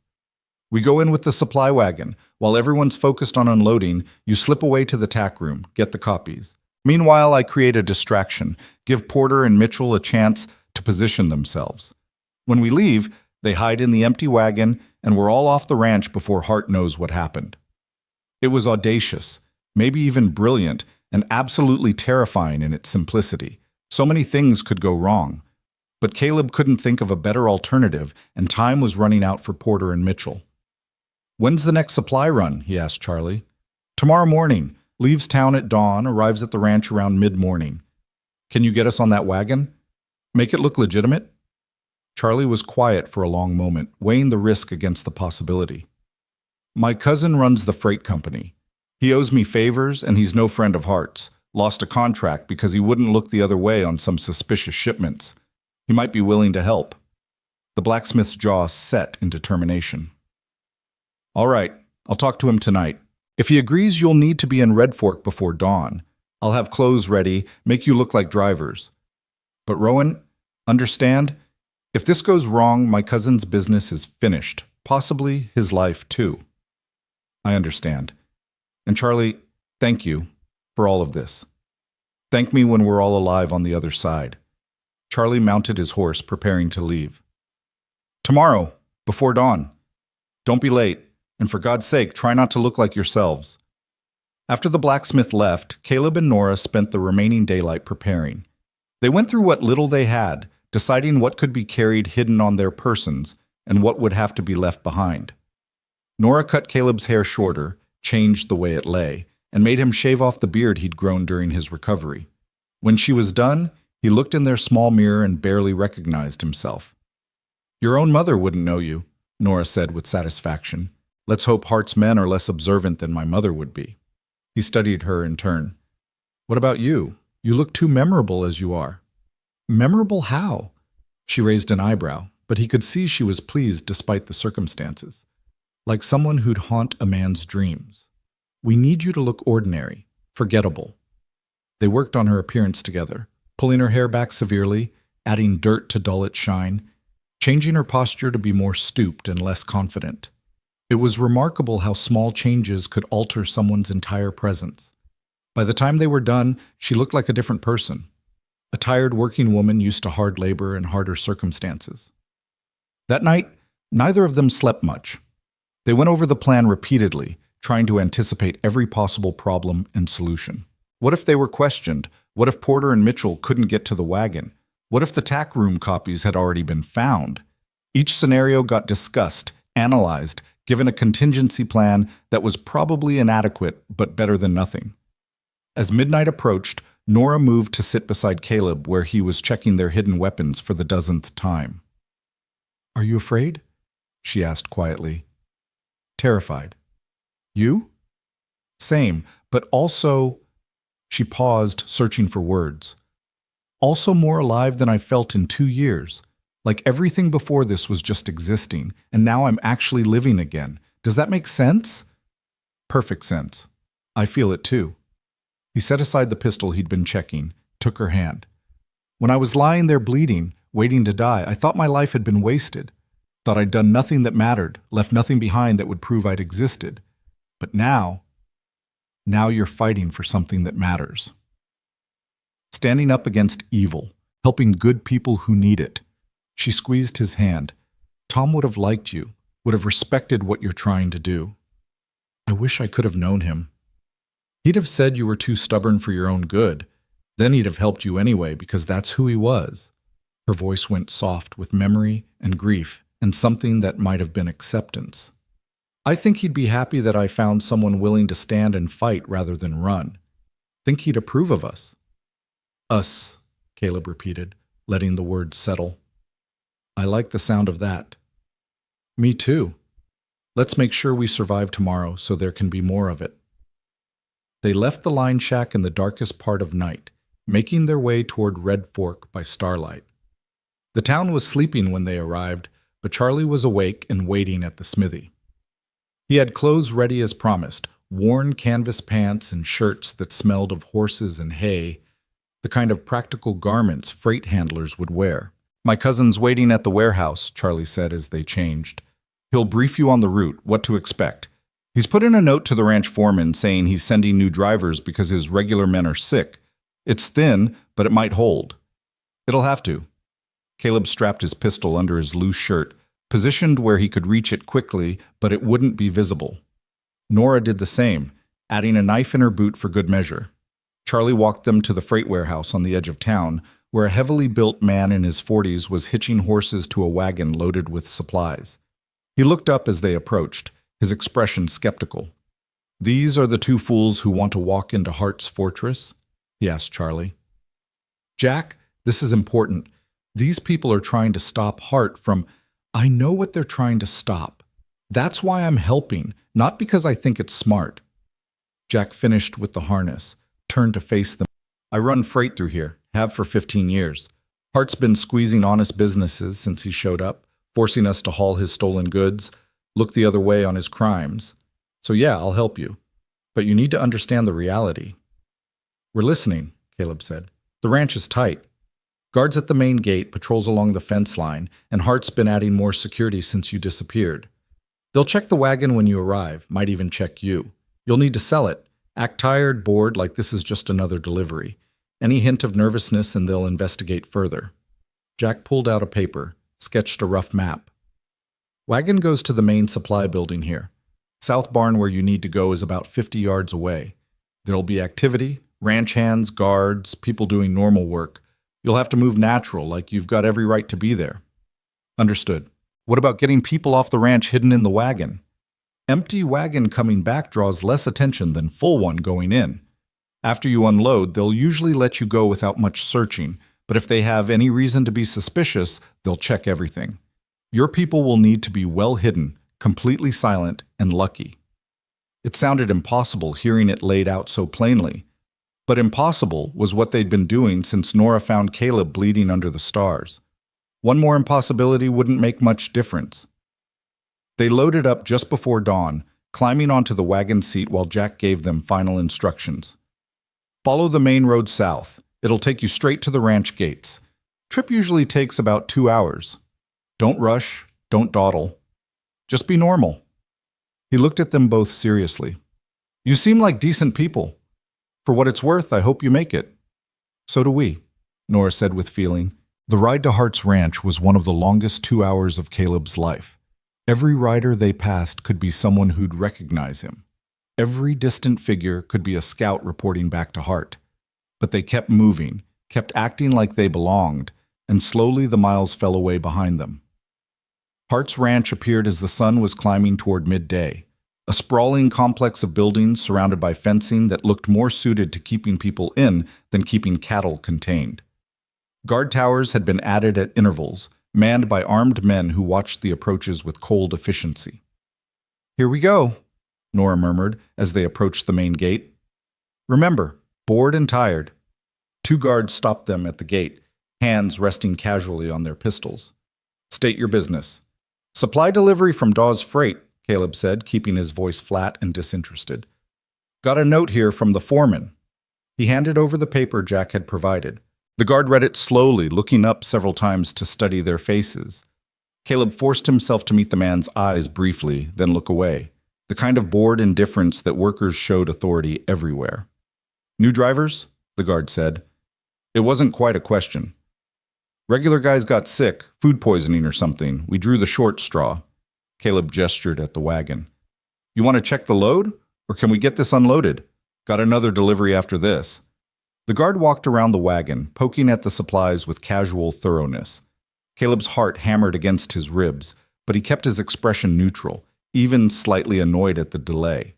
Beside him, Nora was examining her fingernails like this was the most tedious part of her day. All right, you're clear, the guard finally said. Take it to the main supply building, the big one straight ahead. Check in with Foster there. He'll tell you where to unload.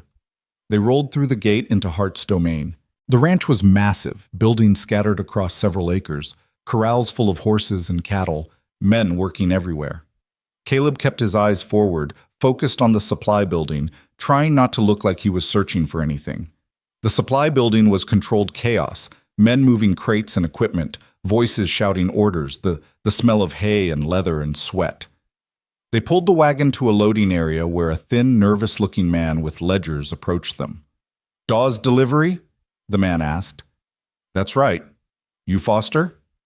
I am. Got your delivery list? Nora handed over the paperwork while Caleb climbed down from the wagon, stretching like his back hurt from the ride. From this position, he could see the south barn, close, maybe 70 yards away, with several people moving in and out of it. Getting there would require perfect timing and a lot of luck. Foster was directing ranch hands to start unloading when a commotion broke out near the main house. Raised voices. Someone shouting. Everyone's attention swiveled that direction, including the guards who'd been watching the supply area.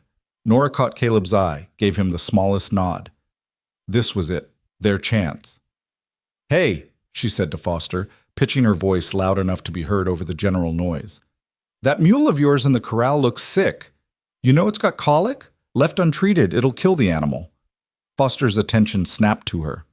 "What? Which mule?" "The gray one. See how it's standing? Classic symptoms. Someone should look at it now before it gets worse. I grew up around horses. I know what I'm talking about." As Foster and several ranch hands hurried toward the corral to check on the potentially sick mule, Caleb moved. He walked purposefully toward the south barn, carrying an empty feed sack like he had business there, just another worker doing another job. His heart was pounding so hard he could hear it, but his steps stayed steady, casual. The barn was dim after the bright sunlight, smelling of horses and leather and oil. He moved quickly now, counting stalls until he reached the tack room at the far end. The door was unlocked, thank God for small favors, and he slipped inside, closing it behind him. The room was exactly as he remembered it. Saddles hung on the walls, bridles and other equipment organized with military precision. He went to the back wall, to the third board from the left, and pried it loose with fingers that shook slightly despite his best efforts. The papers were there, folded tight and wrapped in oilcloth, exactly where he'd hidden them months ago. Relief flooded through him so intensely he had to lean against the wall for a moment. They'd done it. Against all odds, they'd actually done it. He tucked the papers inside his shirt, replaced the board, and was turning to leave when he heard voices outside the tack room door. "Told you to check every building. Hart wants a full accounting of—" Caleb's blood went cold. He looked around frantically for another exit, but there was only the one door. He was trapped. The door handle turned. In desperation, Caleb grabbed a bridle from the wall, bent over it like he was examining the leather for damage.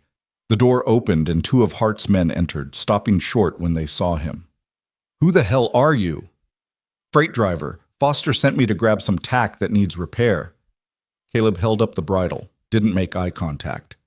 "Said something about the stitching coming loose, wanted it sent out with us when we leave." The men looked at each other, uncertain. "Foster didn't say anything about that." "Take it up with him. I'm just doing what I was told." Caleb moved toward the door, praying they'd let him pass. "You want me to put this back?" "No, just get out of here, and next time don't go wandering around without an escort." "Yes, sir. Sorry, sir." Caleb ducked past them, fighting the urge to run, forcing himself to walk at a normal pace back toward the supply building. His skin crawled with the certainty that any second someone would shout, would recognize him, would raise the alarm, but he made it back to the wagon area without incident. Nora was still talking to Foster about the mule, which apparently actually did have early signs of colic based on the worried conversation Caleb could hear. The unloading was nearly complete, ranch hands hauling the last crates into the supply building. "There you are," Nora said when she saw him, her tone carrying just the right mix of annoyance and relief. "Foster, this is my partner. We should probably get moving. Got that other delivery to make." Of course. Thank you for noticing the mule. Probably saved its life." Foster was already turning back to his ledgers, his attention divided among a dozen different concerns. They climbed back onto the wagon and Caleb picked up the reins with hands that wanted to shake. They'd gotten the evidence. Now they just needed to get Porter and Mitchell and get out without being caught. "The mule really was sick," Nora murmured as they turned the wagon toward the gate. "Pure luck." "We'll take luck however it comes." Caleb's eyes swept the ranch, looking for any sign of the two men they were supposed to rescue. "Where are they?" "I don't know. Porter was supposed to signal somehow, but I haven't seen—" "Wait." Nora's hand tightened on his arm. "There. By the bunkhouse. Two men standing together, one of them smoking." Caleb looked. Two ranch hands, appearing to share a break, but something about their posture was tense, waiting.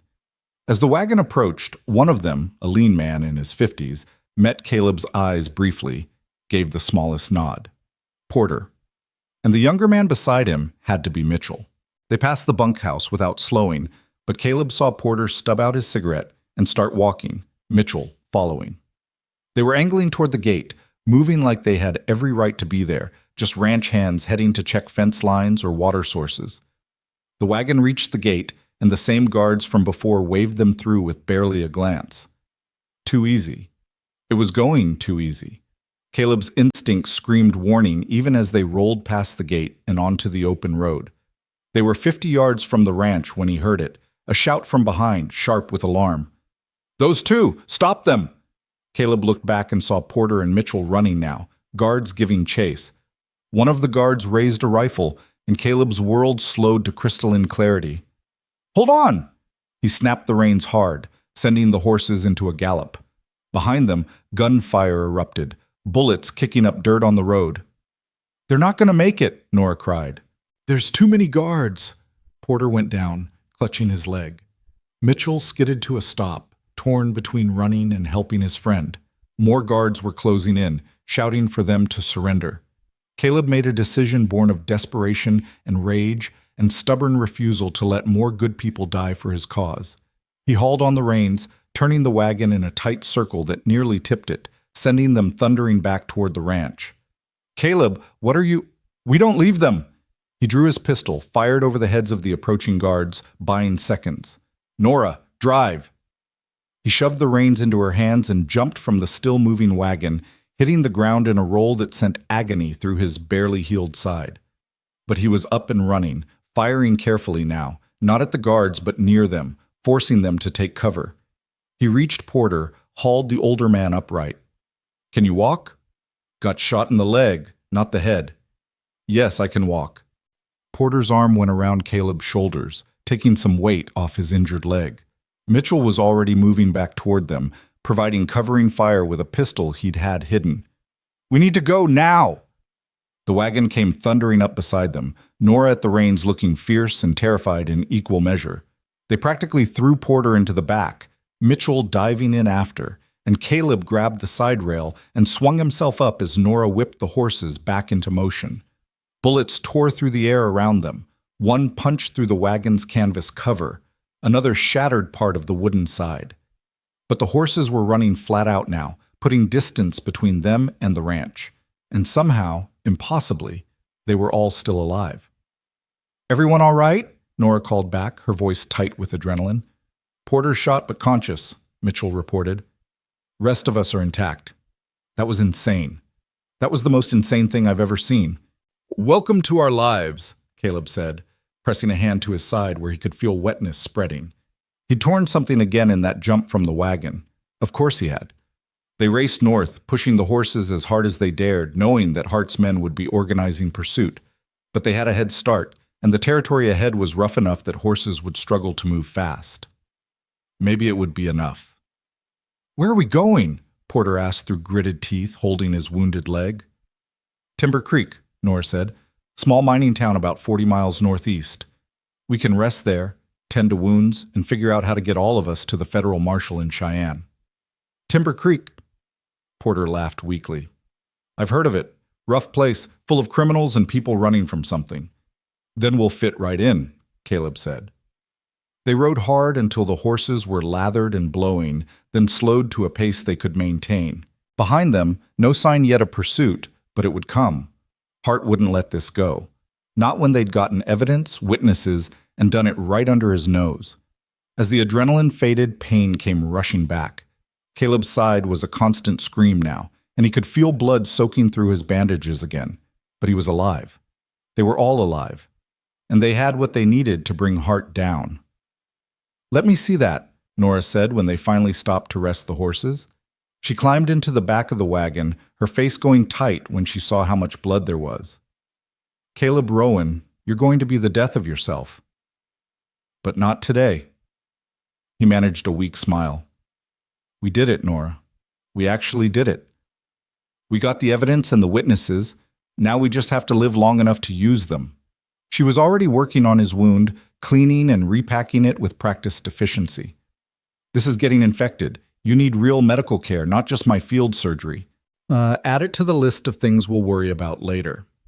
Porter watched them work with obvious curiosity. "You two, how long have you known each other?" "Feels like forever," Nora said. "Actually, about 2 weeks."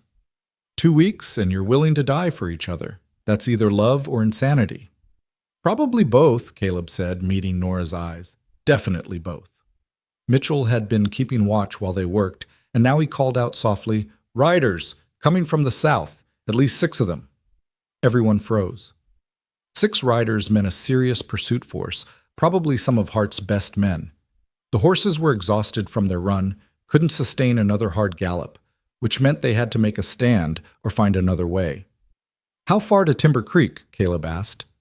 20 miles, maybe less, Nora said. "But we can't outrun them that far." "Then we don't outrun them. We outsmart them." Caleb looked around, assessing the terrain. They were in broken country, lots of draws and ravines, scattered rock formations. "Porter, can you shoot with that leg?" "I can shoot better than I can walk." "Mitchell?" "I'm in. What's the plan?" "We split up. Porter and I take the wagon and keep heading northeast, make it obvious, leave a trail they can follow. You and Nora take the horses, circle around through that draw to the east. Give it 30 minutes, then come at them from behind while they're focused on us." "That's putting yourself in danger as bait," Nora protested. "I'm already a target. Might as well use it." He touched her face gently. "Trust me. We've made it this far. We'll make it through this too." She looked like she wanted to argue, but Mitchell was already helping Porter transfer to the wagon, and the sound of pursuing riders was getting closer. Finally, Nora nodded. 30 minutes. Then we hit them hard." She kissed him quickly, fiercely. "Don't you dare die before I get back." "Wasn't planning on it." They separated, Nora and Mitchell disappearing into the draw with the 2 horses, while Caleb and Porter took the wagon and continued northeast at a pace just fast enough to keep ahead of pursuit, but slow enough to be followed. They didn't have to wait long. The 6 riders came into view about 10 minutes later, spreading out as they approached, professional and cautious. These weren't random ranch hands. These were the hired guns Charlie had mentioned, the kind of men who killed for money and did it well. "Get ready," Caleb said quietly to Porter. "They'll try to box us in, hit us from multiple angles. We need to hold them off until—" The lead rider called out, voice carrying across the broken ground. "Rowan, there's nowhere to run. Mr. Hart is willing to talk terms if you surrender now." "Hart's terms usually involve a bullet," Caleb called back. "I'll pass." "Your choice." The riders began closing in, rifles coming up. Caleb and Porter opened fire first, their shots forcing the riders to scatter and take cover. It became a running firefight, the wagon lurching over rough ground while bullets flew in both directions. Caleb drove with one hand and shot with the other, trying to keep them moving while Porter provided covering fire from the back. A bullet punched through the wagon seat inches from Caleb's leg. Another grazed Porter's shoulder, drawing blood, but not stopping him. They were outgunned and outnumbered, and it was only a matter of time before a lucky shot ended this. Then, like thunder from clear sky, Nora and Mitchell came charging from the east, firing as they rode. The pursuing riders were caught completely off guard, their attention entirely focused forward. 2 went down immediately. A third wheeled his horse around only to take Mitchell's bullet in the chest. The remaining 3 scattered, trying to regroup, but the momentum had shifted. What had been a hunt became a desperate fight for survival. Caleb brought the wagon around, adding his fire to the chaos, and within minutes it was over. 3 riders dead, 2 wounded and fleeing south, 1 surrendering with his hands raised. In the sudden quiet, Caleb could hear his own heartbeat, could feel the sick aftermath of violence settle over him. This wasn't the first blood he'd spilled, but it never got easier, never stopped feeling like a small piece of his soul being carved away. Nora rode up to the wagon, her face pale but determined. "Everyone alive?" "More or less," Porter said, examining his shoulder wound. "Gonna have matching scars with Rowan here." The surrendering rider sat his horse, hands still raised, fear evident in his face. "Please, I was just hired to track, not to kill. I don't want trouble." "Then you'll ride back to Hart with a message," Caleb said, voice hard. "Tell him I have evidence of his crimes. Tell him I have witnesses ready to testify. Tell him it's over. He can run or he can wait for the federal marshal. But either way, his empire is finished." The rider nodded frantically. "I'll tell him. I swear I'll tell him." "Then go." They watched the man gallop south, carrying Caleb's ultimatum back to Hart. Mitchell moved among the fallen, checking for any who might still be alive that needed help. It was grim work, but necessary. "We should move," Nora said quietly. More could be coming. They continued northeast, pushing through exhaustion and pain, carrying their wounded and their hope. The sun appeared on the horizon, a rough collection of buildings clinging to a mountainside, smoke rising from forges and chimneys, the sound of mining operations echoing through the valleys. It wasn't beautiful. It wasn't welcoming. But it was sanctuary. They rode into town as darkness fell, drawing stares but no challenges. People minded their own business in Timber Creek, had their own troubles without taking on others. They found a boarding house that looked slightly less disreputable than the others, and the owner, a stern-faced woman named Mrs. Kendrick, took one look at them and sighed. "You're running from something." "Yes, ma'am," Caleb admitted, "and we have wounded who need tending. Don't they always?" But she was already organizing, calling for hot water and clean bandages. "I don't want trouble in my house, but I don't turn away people who need help. You can stay. But first sign of violence, first sign you're bringing danger to my other guests, you're out. Understood?" "Understood. Thank you." She showed them to rooms, helped tend to Porter's leg wound and Caleb's reopened side. As she worked, she asked no questions, offered no judgments, just efficient care from someone who'd seen enough of life's cruelty to recognize people who'd been through hell. That night, with their wounds cleaned and bandaged, with food in their bellies for the first time all day, the four of them gathered in one of the rooms to talk through what came next. "The federal marshal makes his rounds through Cheyenne once a month," Porter said. "Should be there in about 2 weeks. Question is, how do we survive 2 weeks with Hart knowing where we are?" "He doesn't know where we are," Mitchell pointed out, "just that we came north. That's a lot of territory to search. He'll find us eventually. Man like Hart doesn't give up." Porter shifted his injured leg, wincing.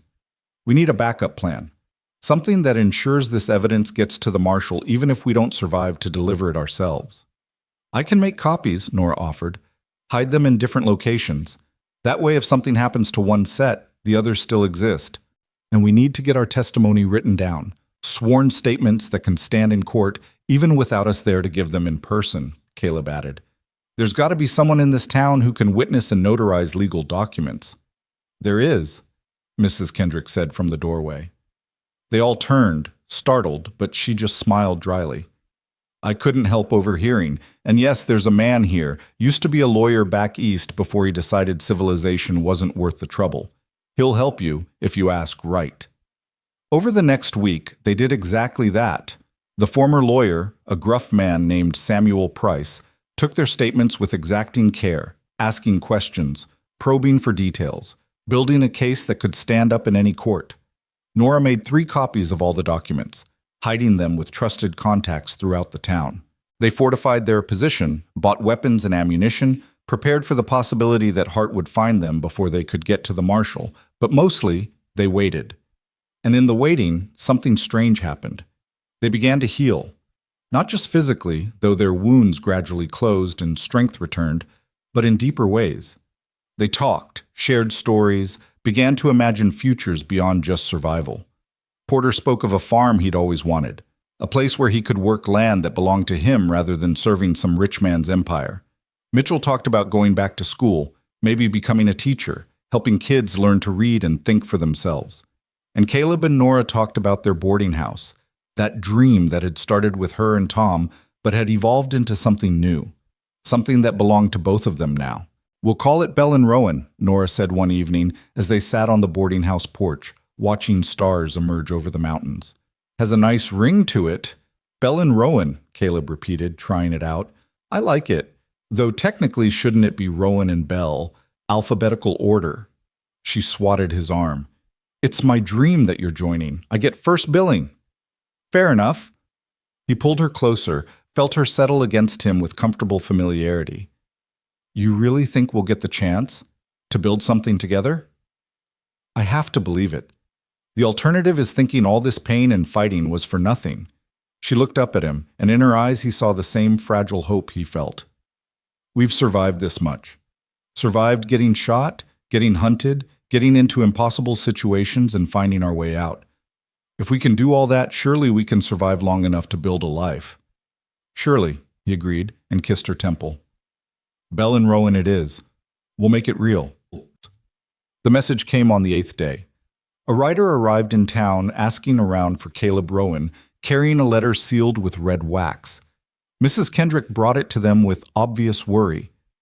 "This came for you." The man who delivered it said it was important. Caleb broke the seal with shaking hands, unfolded the paper, and read. As he did, his face went from concerned to shocked to something that might have been hope. "What is it?" Nora asked. "It's from Federal Marshal James Garrett.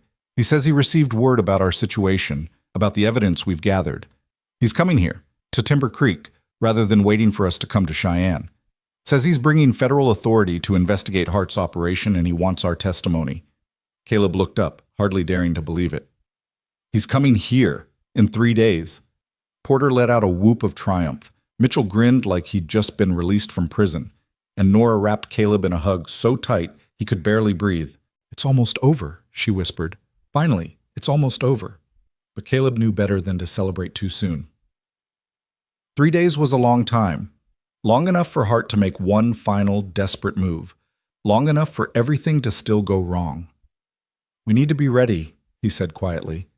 "Hart knows that when the marshal arrives, it's over for him. He'll either run or he'll make one last attempt to stop us. Either way, these next 3 days are the most dangerous we'll face." "Then we face them the same way we've faced everything else," Nora said firmly. "Together, standing our ground, refusing to give up." And so they prepared for the final confrontation, knowing that the next 3 days would determine everything. Would determine if their fight had meaning, if their sacrifices would lead to justice, if they'd live to see that boarding house become reality. 3 days. Just 3 more days to survive. And then finally, they could start living instead of just fighting to stay alive. The 3 days stretched ahead like an eternity compressed into hours. They fortified Mrs. Kendrick's boarding house as best they could without alarming the other guests, positioning themselves so they could watch all approaches, keeping weapons close but hidden, sleeping in shifts so someone was always alert. The whole town seemed to sense the tension, giving them wider berth than usual, and in Timber Creek that was saying something. On the morning of the second day, a boy no more than 12 came running up the main street, breathless and wide-eyed. He found Caleb on the boarding house porch and thrust a crumpled note into his hands. "Man gave me 2 bits to deliver this, said it was urgent." Caleb unfolded the paper, his blood going cold as he read. The handwriting was elegant, almost mocking in its precision. "Mr. Rowan, you've been quite resourceful, I'll grant you that. But all things must end. The federal marshal will not reach Timber Creek. I have friends along every route, and accidents happen to lawmen who meddle in affairs beyond their understanding. However, I'm a reasonable man. Meet me at the old Chapman homestead at sunset tomorrow. Come alone, unarmed, and we'll discuss terms. Refuse, and I'll burn Timber Creek to the ground finding you. The choice is yours. Ezekiel Hart." Nora read over his shoulder, her face going pale. "It's a trap. Obviously, it's a trap." "Of course it is, but he's serious about burning the town. You've seen what he's capable of." Caleb crumpled the note in his fist. "He's desperate now, cornered. That makes him more dangerous than ever." Porter limped out onto the porch, his leg healing but still weak. "What's happened?"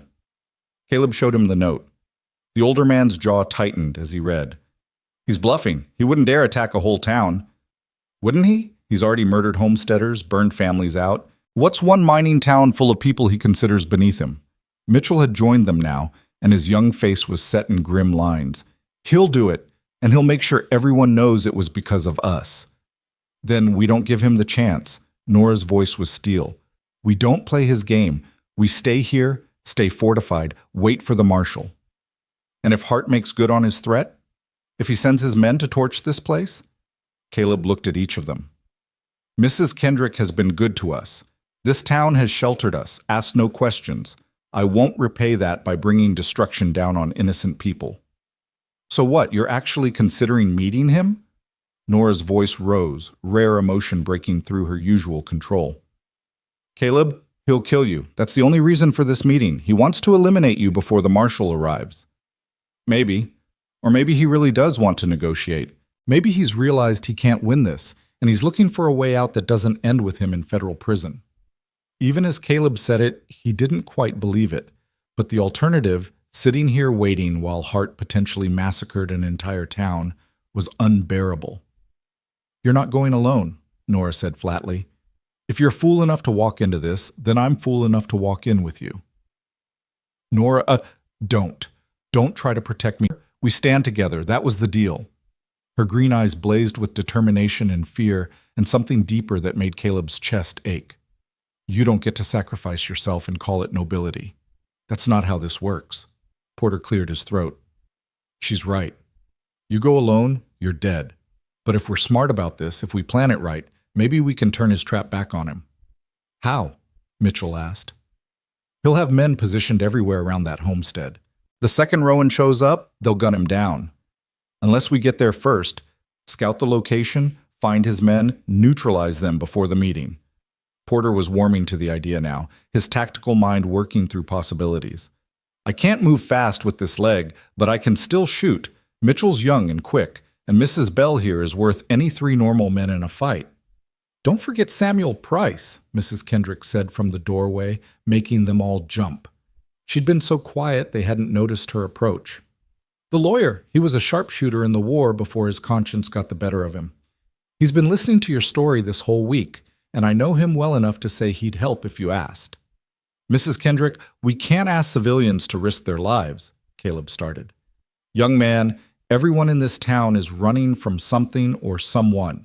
We're all familiar with men like Hart, with the kind of power that crushes ordinary people because it can. You're actually trying to stop one of them.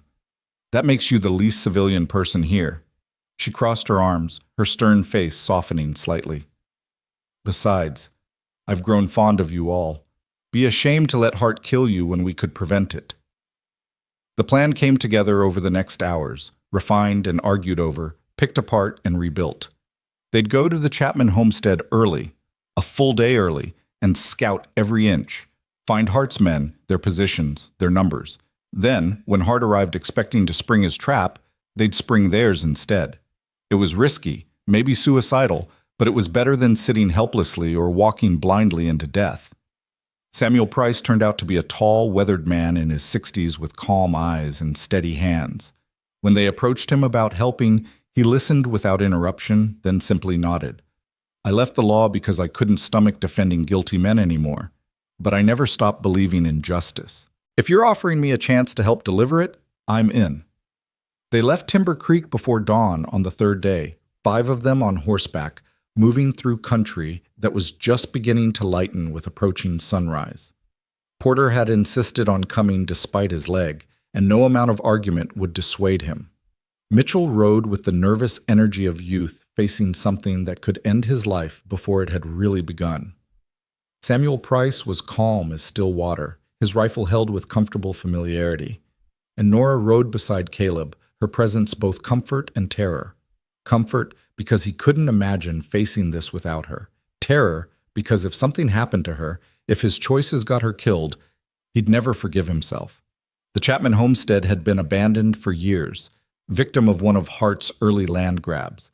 The buildings were weathered and sagging, windows broken, doors hanging crooked. It sat in a small valley surrounded by low hills covered in sage and rock, perfect for an ambush, which was exactly why Hart had chosen it. They approached from the east, using the hills for cover, and spent the morning methodically searching. They found Hart's men by mid-afternoon, 6 of them positioned in strategic locations around the homestead, well hidden and clearly professional. Samuel spotted 2 more on the ridge to the north, likely scouts meant to give warning if anyone approached from that direction. 8 men, Porter said quietly as they regrouped in a draw out of sight. Plus however many Hart brings with him. We're outnumbered at least 2 to 1. But we have surprise, Mitchell countered. They're not expecting anyone until tomorrow at sunset. Right now they're just watching an empty building, probably bored. Bored men make mistakes, Samuel agreed. We take them quiet, one at a time, starting with those scouts. Remove them from the equation before Hart even arrives. They spent the rest of the afternoon doing exactly that. It was tense, dangerous work, approaching armed men without being seen, neutralizing them without raising alarm. Porter couldn't move quickly enough for the close work, so he positioned himself as sniper support, his rifle covering each operation from a distance. Samuel moved like a ghost, his war experience evident in every careful step. Mitchell had the reckless courage of youth, throwing himself into danger with barely a thought. And Nora was precise and efficient, doing what needed doing without hesitation. By the time the sun was setting, they'd captured or disabled 7 of Hart's men. The 8th had somehow slipped away, disappearing into the hills before they could reach him. It was a problem. He could warn Hart, could change the entire dynamic. But there was nothing to do about it now, except prepare for the possibility that Hart would know his trap had been compromised. They secured their prisoners in the homestead's old root cellar, bound and gagged but alive. Caleb had no desire to kill men who were just following orders, men who might have families, who might be as trapped by Hart's power as anyone else.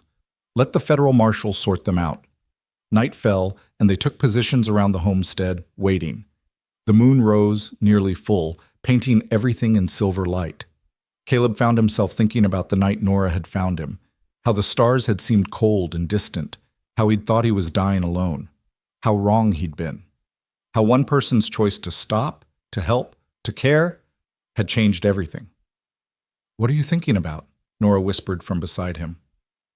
They were sheltered behind the old barn, watching the approach from the south. "About stars, about fate, about how lucky I was that you came along when you did." "Luck had nothing to do with it. I chose to help. You chose to keep fighting. We both chose to stand together." She was quiet for a moment. "Caleb, if this goes wrong tomorrow, if Hart, don't. Let me finish. If this goes wrong, I need you to know that these weeks with you have been the most alive I've felt since Tom died. You reminded me that I could be more than just a ghost moving through the world. You gave me a reason to hope again." Her hand found his in the darkness. "Thank you for that. Whatever happens tomorrow." "Nothing's going to happen tomorrow except Hart facing justice and us walking away to build that boarding house." He squeezed her hand. "I'm not losing you now. Not when we're so close to actually having a future. Promise me." "I promise." They held watch through the night, trading off with the others, keeping alert for any sign of Hart's approach. Dawn came gray and cold, with low clouds promising rain. By mid-morning, those clouds had made good on their promise, a steady drizzle that made everything miserable but also provided cover, reducing visibility. Hart arrived just after noon, earlier than expected. They heard his approach, horses moving at a trot, men talking in low voices. Caleb risked a look from the barn window and counted at least 12 riders, all armed, Hart in the center looking calm and confident despite the rain. The cattle baron called out when they were about 50 yards from the homestead. "Rowan, I'm here as promised. Show yourself." Caleb stepped out from the barn, rifle in hand but held casually, non-threatening. Behind him, hidden from Hart's view, his companions waited with weapons ready. "I'm here. But you said come alone and unarmed. You brought an army." Hart laughed, the sound carrying clearly in the wet air. "Surely you didn't expect me to be foolish enough to come alone? I'm a practical man, Rowan. I take precautions." He walked his horse closer, his men fanning out behind him. "Where are my men? The ones I positioned around this property?" "Indisposed. They're alive, but they won't be helping you today." For the first time, Hart's confidence flickered. His eyes swept the area, taking in the implications. "You've been busy. Impressive. Almost makes me wish I'd hired you instead of trying to kill you." He dismounted, his movements casual, but Caleb could see the tension in his shoulders. "So what now? We have our meeting in the rain like civilized men? Or do we skip to the part where you try to shoot me?" "I don't want to shoot you. I want to see you face trial for what you've done. Murder, theft, intimidation, conspiracy. The federal marshal arrives tomorrow. You can surrender now, or you can run. Those are your options." "You're assuming the marshal will arrive, assuming I haven't already taken steps to prevent that." Hart's smile was cold. "I have friends, Rowan, powerful friends. Federal authority doesn't extend as far as you think." "Maybe. But we have evidence, sworn testimony from multiple witnesses, documentation of your crimes. Even if you somehow stopped this marshal, another would come. And another. You can't bribe or kill them all." "Can't I?" Hart's hand moved toward his coat, and suddenly the rain-soaked air crackled with tension. Caleb's rifle came up. Hart's men drew their weapons, and for a heartbeat the whole world balanced on the edge of violence. Then a voice cut through the tension, strong and carrying undeniable authority. Everyone hold! Federal Marshal James Garrett, lower your weapons! Riders emerged from the hills to the west, 6 of them, led by a man wearing a marshal's star on his coat. They moved with military precision, rifles trained on Hart's men, positions strategic and commanding.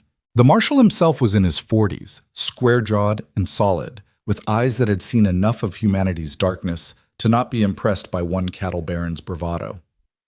Marshal Garrett, Hart said smoothly, his hand moving away from his coat. What a pleasant surprise. I wasn't expecting you until tomorrow. I'll bet you weren't. I received word of a threat against my life, of plans to prevent me reaching Timber Creek, decided to arrive early and by an alternate route. Seems that was wise. Garrett's gaze swept across the scene, taking in Hart's armed men, the compromised ambush site, Caleb standing with rifle ready. Mr. Rowan, I presume? Yes, sir. These are my companions. They've risked their lives to help gather evidence against Hart and his organization. Evidence I'm very interested in seeing, Garrett gestured to his deputies. Gentlemen, please disarm Mr. Hart's associates, carefully. No one needs to die today unless they insist on it. What followed was controlled chaos. Hart's men, faced with federal authority and outmaneuvered, surrendered their weapons with varying degrees of grace. Hart himself stood perfectly still, his face a mask that couldn't quite hide the rage and fear beneath. You're making a mistake, Marshal, he said quietly. I have connections, lawyers, resources.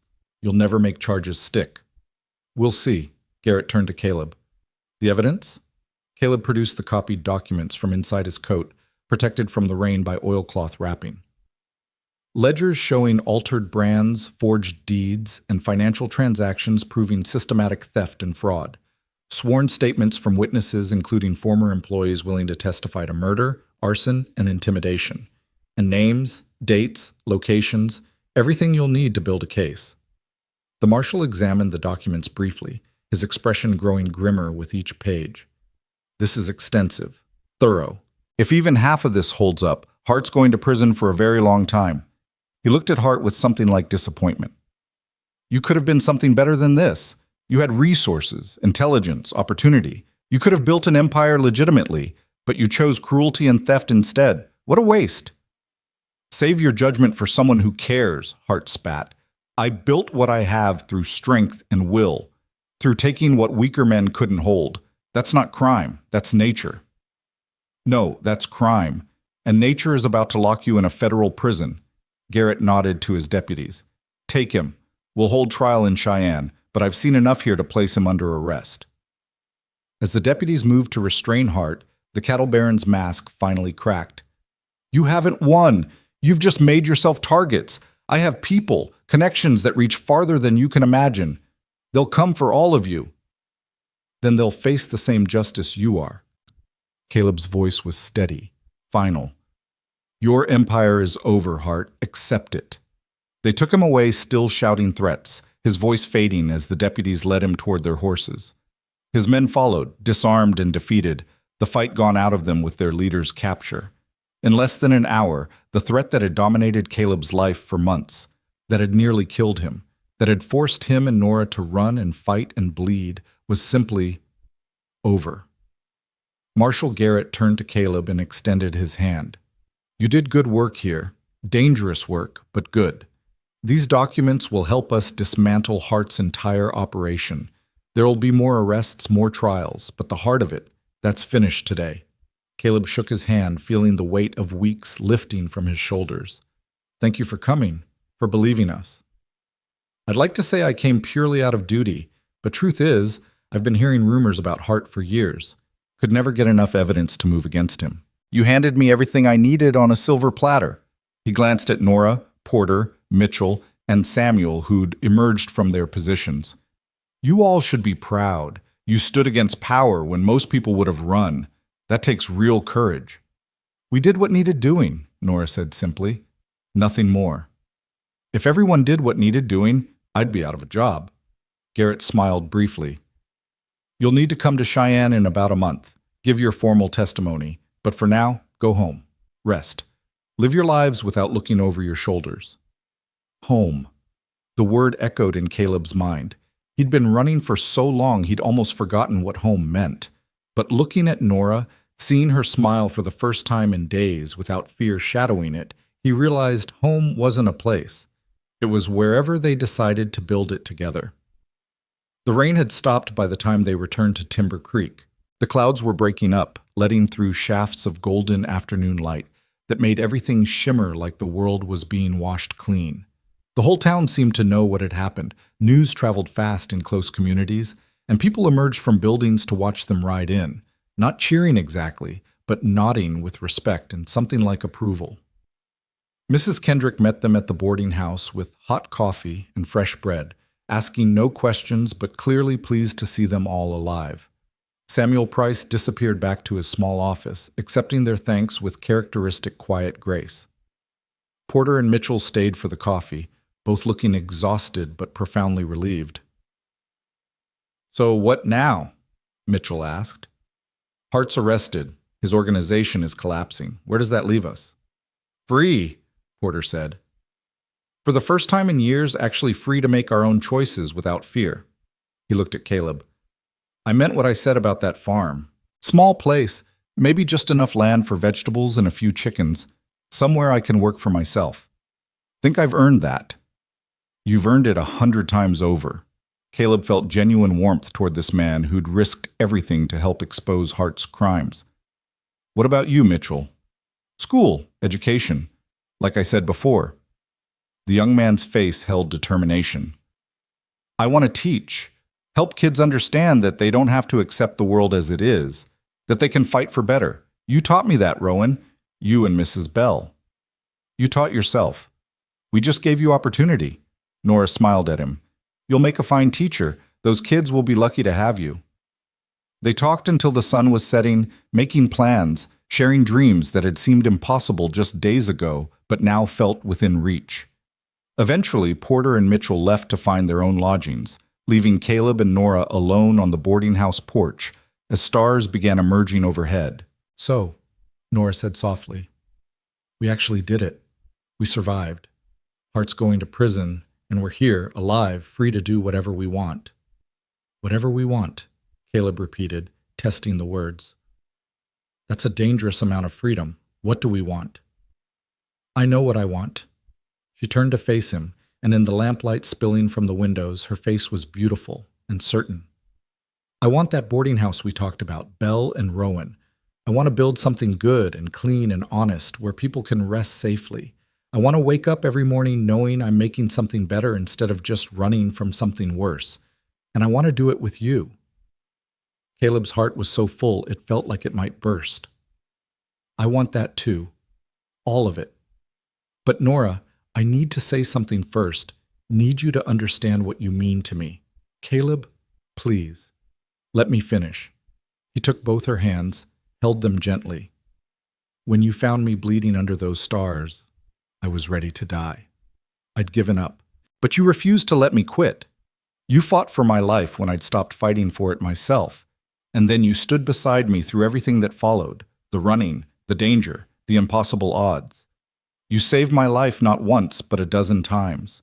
Not just from bullets, but from hopelessness." Tears were sliding down Nora's cheeks now, catching the lamplight. "You saved me too, from becoming just a ghost, from forgetting how to live. Then let's keep saving each other, every day, for as long as we have." He pulled her close, rested his forehead against hers. "Marry me, Nora Bell. Build this life with me. Not because we're running from something, but because we're running toward something better, together." She laughed through her tears, and it was the most beautiful sound he'd ever heard. "Yes, God, yes, of course, yes." They kissed as the stars wheeled overhead. The same stars that had witnessed so much pain and struggle, now bearing witness to joy, to hope, to two people who'd found each other in darkness and chosen to walk toward light together. When they finally pulled apart, both were smiling wide enough to hurt. "When?" Nora asked. "When do we do this?" "Soon. After we testify in Cheyenne, after we're sure Hart's going to stay locked up. Then we find our place. Timber Creek's as good as anywhere, and we build our boarding house, our home, our life." "Bell and Rowan." "Bell and Rowan," he agreed. Open to travelers, outcasts, anyone who needs a safe place to rest. We'll make it everything we dreamed. Everything and more. The next month passed in a blur of activity and adjustment. They traveled to Cheyenne and gave their testimony at Hart's trial, watching as the man who'd terrorized 3 counties was sentenced to 20 years in federal prison. His assets were seized, his lands redistributed to the families he'd stolen from. Justice wasn't perfect. It couldn't bring back the dead or undo years of suffering, but it was something. It was closure. Porter bought his small farm just outside Red Fork, and Charlie Dawes visited often, the 2 old men finding friendship and shared survival. Mitchell enrolled in a teaching program in Cheyenne, already planning how he'd help shape young minds toward justice and courage. And Samuel Price returned to Timber Creek, occasionally helping with legal matters, but mostly just enjoying his chosen exile from a world that had exhausted him. Caleb and Nora stayed in Timber Creek, drawn to the town that had sheltered them in their darkest hour. They found a property on the eastern edge, a sturdy 2-story building that had once been a hotel before the mining declined. It needed work, but the bones were good, and the price was right.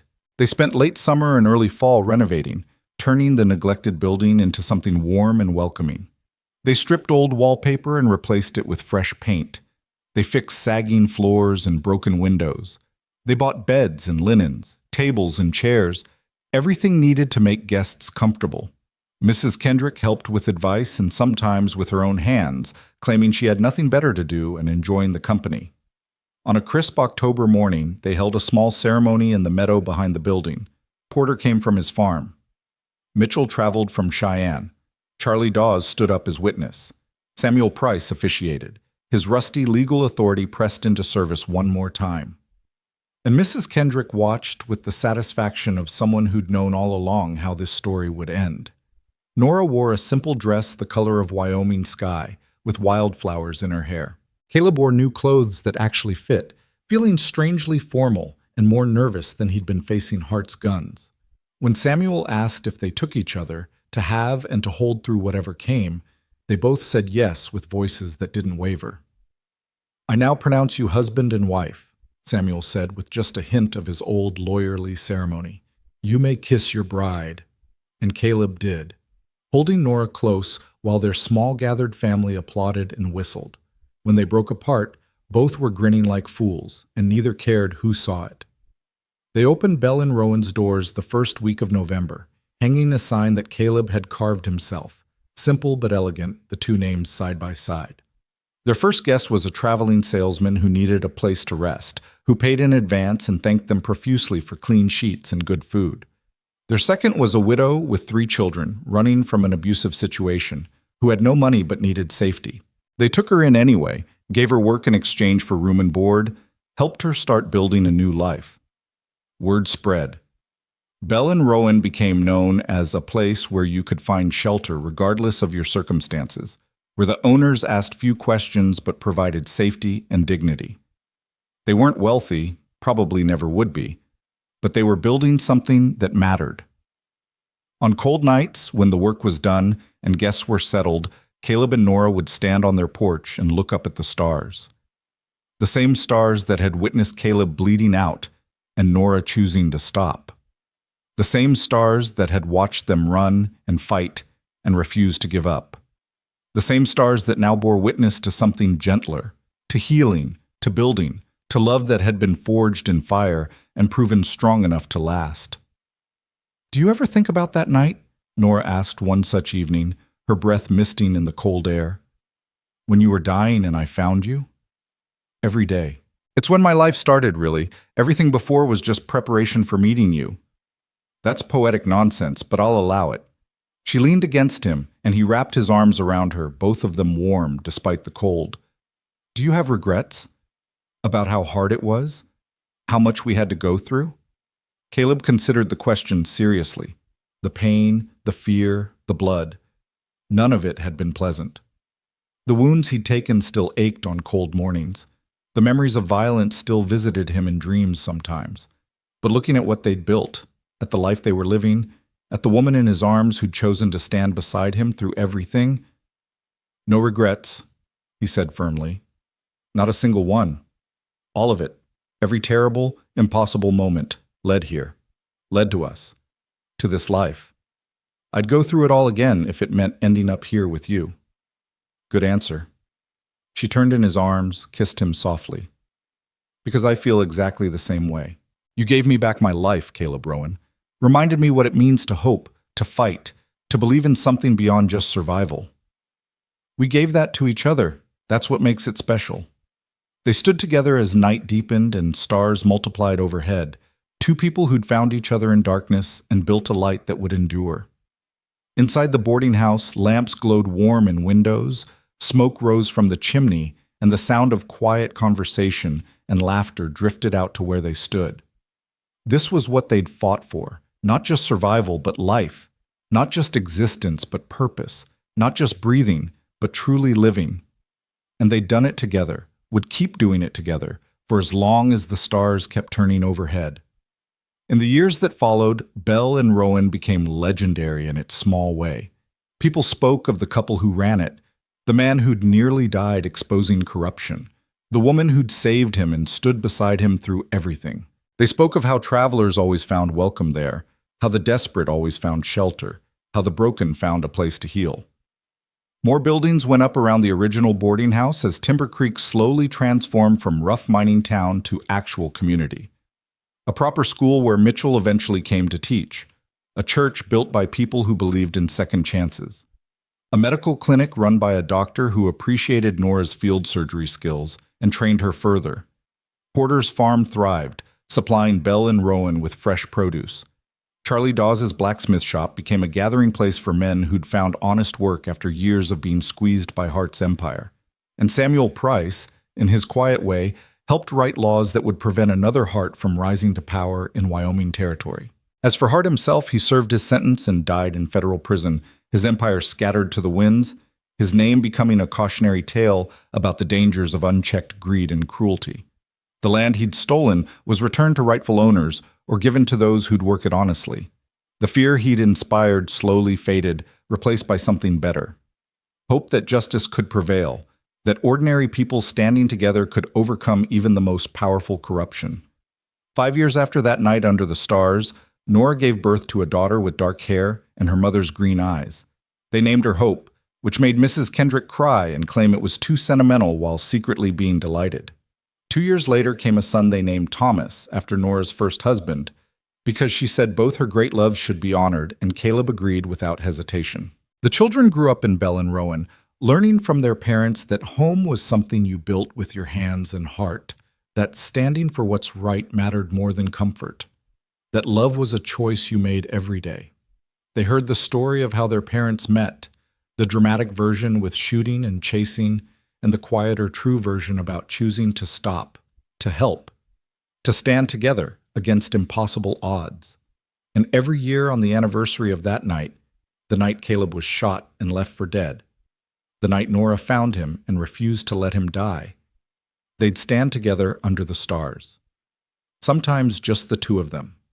Sometimes with their children. Sometimes with the extended family of friends and guests who'd become permanent parts of their lives. They'd look up at that vast Wyoming sky, at stars that witnessed everything and judged nothing, and they'd remember. Remember the pain and fear, yes, but more importantly, remember the choice to keep fighting. Remember that love could bloom in the darkest circumstances. Remember that two people who refused to give up could change not just their own fates, but the fates of everyone around them. Do you ever wonder what would have happened if I hadn't stopped that night? Nora asked once, years into their marriage, their children asleep upstairs, the boarding house quiet around them. I'd be dead, Caleb said simply, and you'd still be running. We'd both be less than we are. Do you think it was fate? That we were meant to find each other? He considered this, holding her close. I think you made a choice to stop. I made a choice to keep fighting. We both made choices to stand together. Maybe that's what fate is. Just people making the right choices at the right time and building something bigger than themselves. I like that definition. She kissed him softly. Here's to making good choices. Here's to making them together. And so the years passed, full and rich and occasionally difficult, but never regretted. Bell and Rowan stood as testament to what two people could build when they chose love over fear, hope over despair, standing together over running apart. It wasn't always easy. They had fights and struggles, lean winters and hard decisions, but they faced everything the way they'd faced heart, side by side, refusing to quit, trusting each other completely. On the night of their 20th anniversary, with their children grown and starting their own adventures, with Bell and Rowan thriving under the care of managers they trusted, Caleb and Nora took a trip. They rode back to the place where it had all begun, that stretch of road where he'd been shot, where she'd found him, where everything changed. The land looked different now. Hart's ranch was gone, broken up and sold, the buildings torn down or converted to better purposes. The creek where they'd camped was still there, still running clear and cold, and the stars overhead were exactly the same, constant, eternal, bearing witness to all the small human dramas playing out beneath them. They made camp like they had that first night, though with better supplies and less desperation. As the fire burned down to embers, Nora curled against Caleb's side, both of them older now, more weathered, marked by time and life, but still fundamentally themselves. "Thank you," Caleb said quietly into the darkness. "For what?" "For stopping. For choosing to help a stranger bleeding under the stars, for standing with me through everything that followed, for building this life with me, for 20 years of waking up beside you and thinking I'm the luckiest man alive." Nora was quiet for a moment, and when she spoke, her voice was thick with emotion. "You saved me as much as I saved you, gave me reason to stop running, to build instead of just survive, reminded me that life could be about more than just enduring. That's the greatest gift anyone ever gave me." They lay together under those same stars that had witnessed their beginning, grateful for the path that had led them here, for every trial that had forged them into who they were, for the simple, profound miracle of having found each other in darkness and built a life full of light. The cowboy had been left bleeding under the stars, yes, but she had found him, and she had stayed. And that choice, that one simple choice to stop and help and stand together, had changed everything, had saved 2 lives, had built a home, had created a family, had proved that love forged in hardship could withstand anything. And in the morning, they'd ride back to Timber Creek, back to Bell and Rowan, back to the life they'd built together from nothing but courage and stubborn refusal to give up, back to proof that sometimes the worst nights lead to the best mornings. Back to the truth that some things are worth fighting for, and the best things are worth fighting for together. The stars wheeled overhead, ancient and indifferent and beautiful, and beneath them, 2 people who'd survived impossible odds and built something beautiful from the wreckage held each other close and slept peacefully, knowing that whatever tomorrow brought, they'd face it the same way they'd faced everything else. Together, always together. Until the stars themselves burned out and faded, leaving only the light of the life they'd built, a light that would endure long after they were gone, in the children they'd raised, the lives they'd touched, the story they'd lived that would be told and retold around Wyoming campfires for generations to come. The story of the cowboy who was left bleeding under the stars, and the woman who found him and stayed. The story of Bell and Rowan. The story of 2 people who proved that love and courage could overcome anything. The story of how, sometimes, the best things in life come from the worst moments. If you're brave enough to keep fighting, strong enough to stand together, and wise enough to recognize that home isn't where you're from. It's who you're with, and it's what you build together when you refuse to let darkness win. Their story. Complete, perfect, true.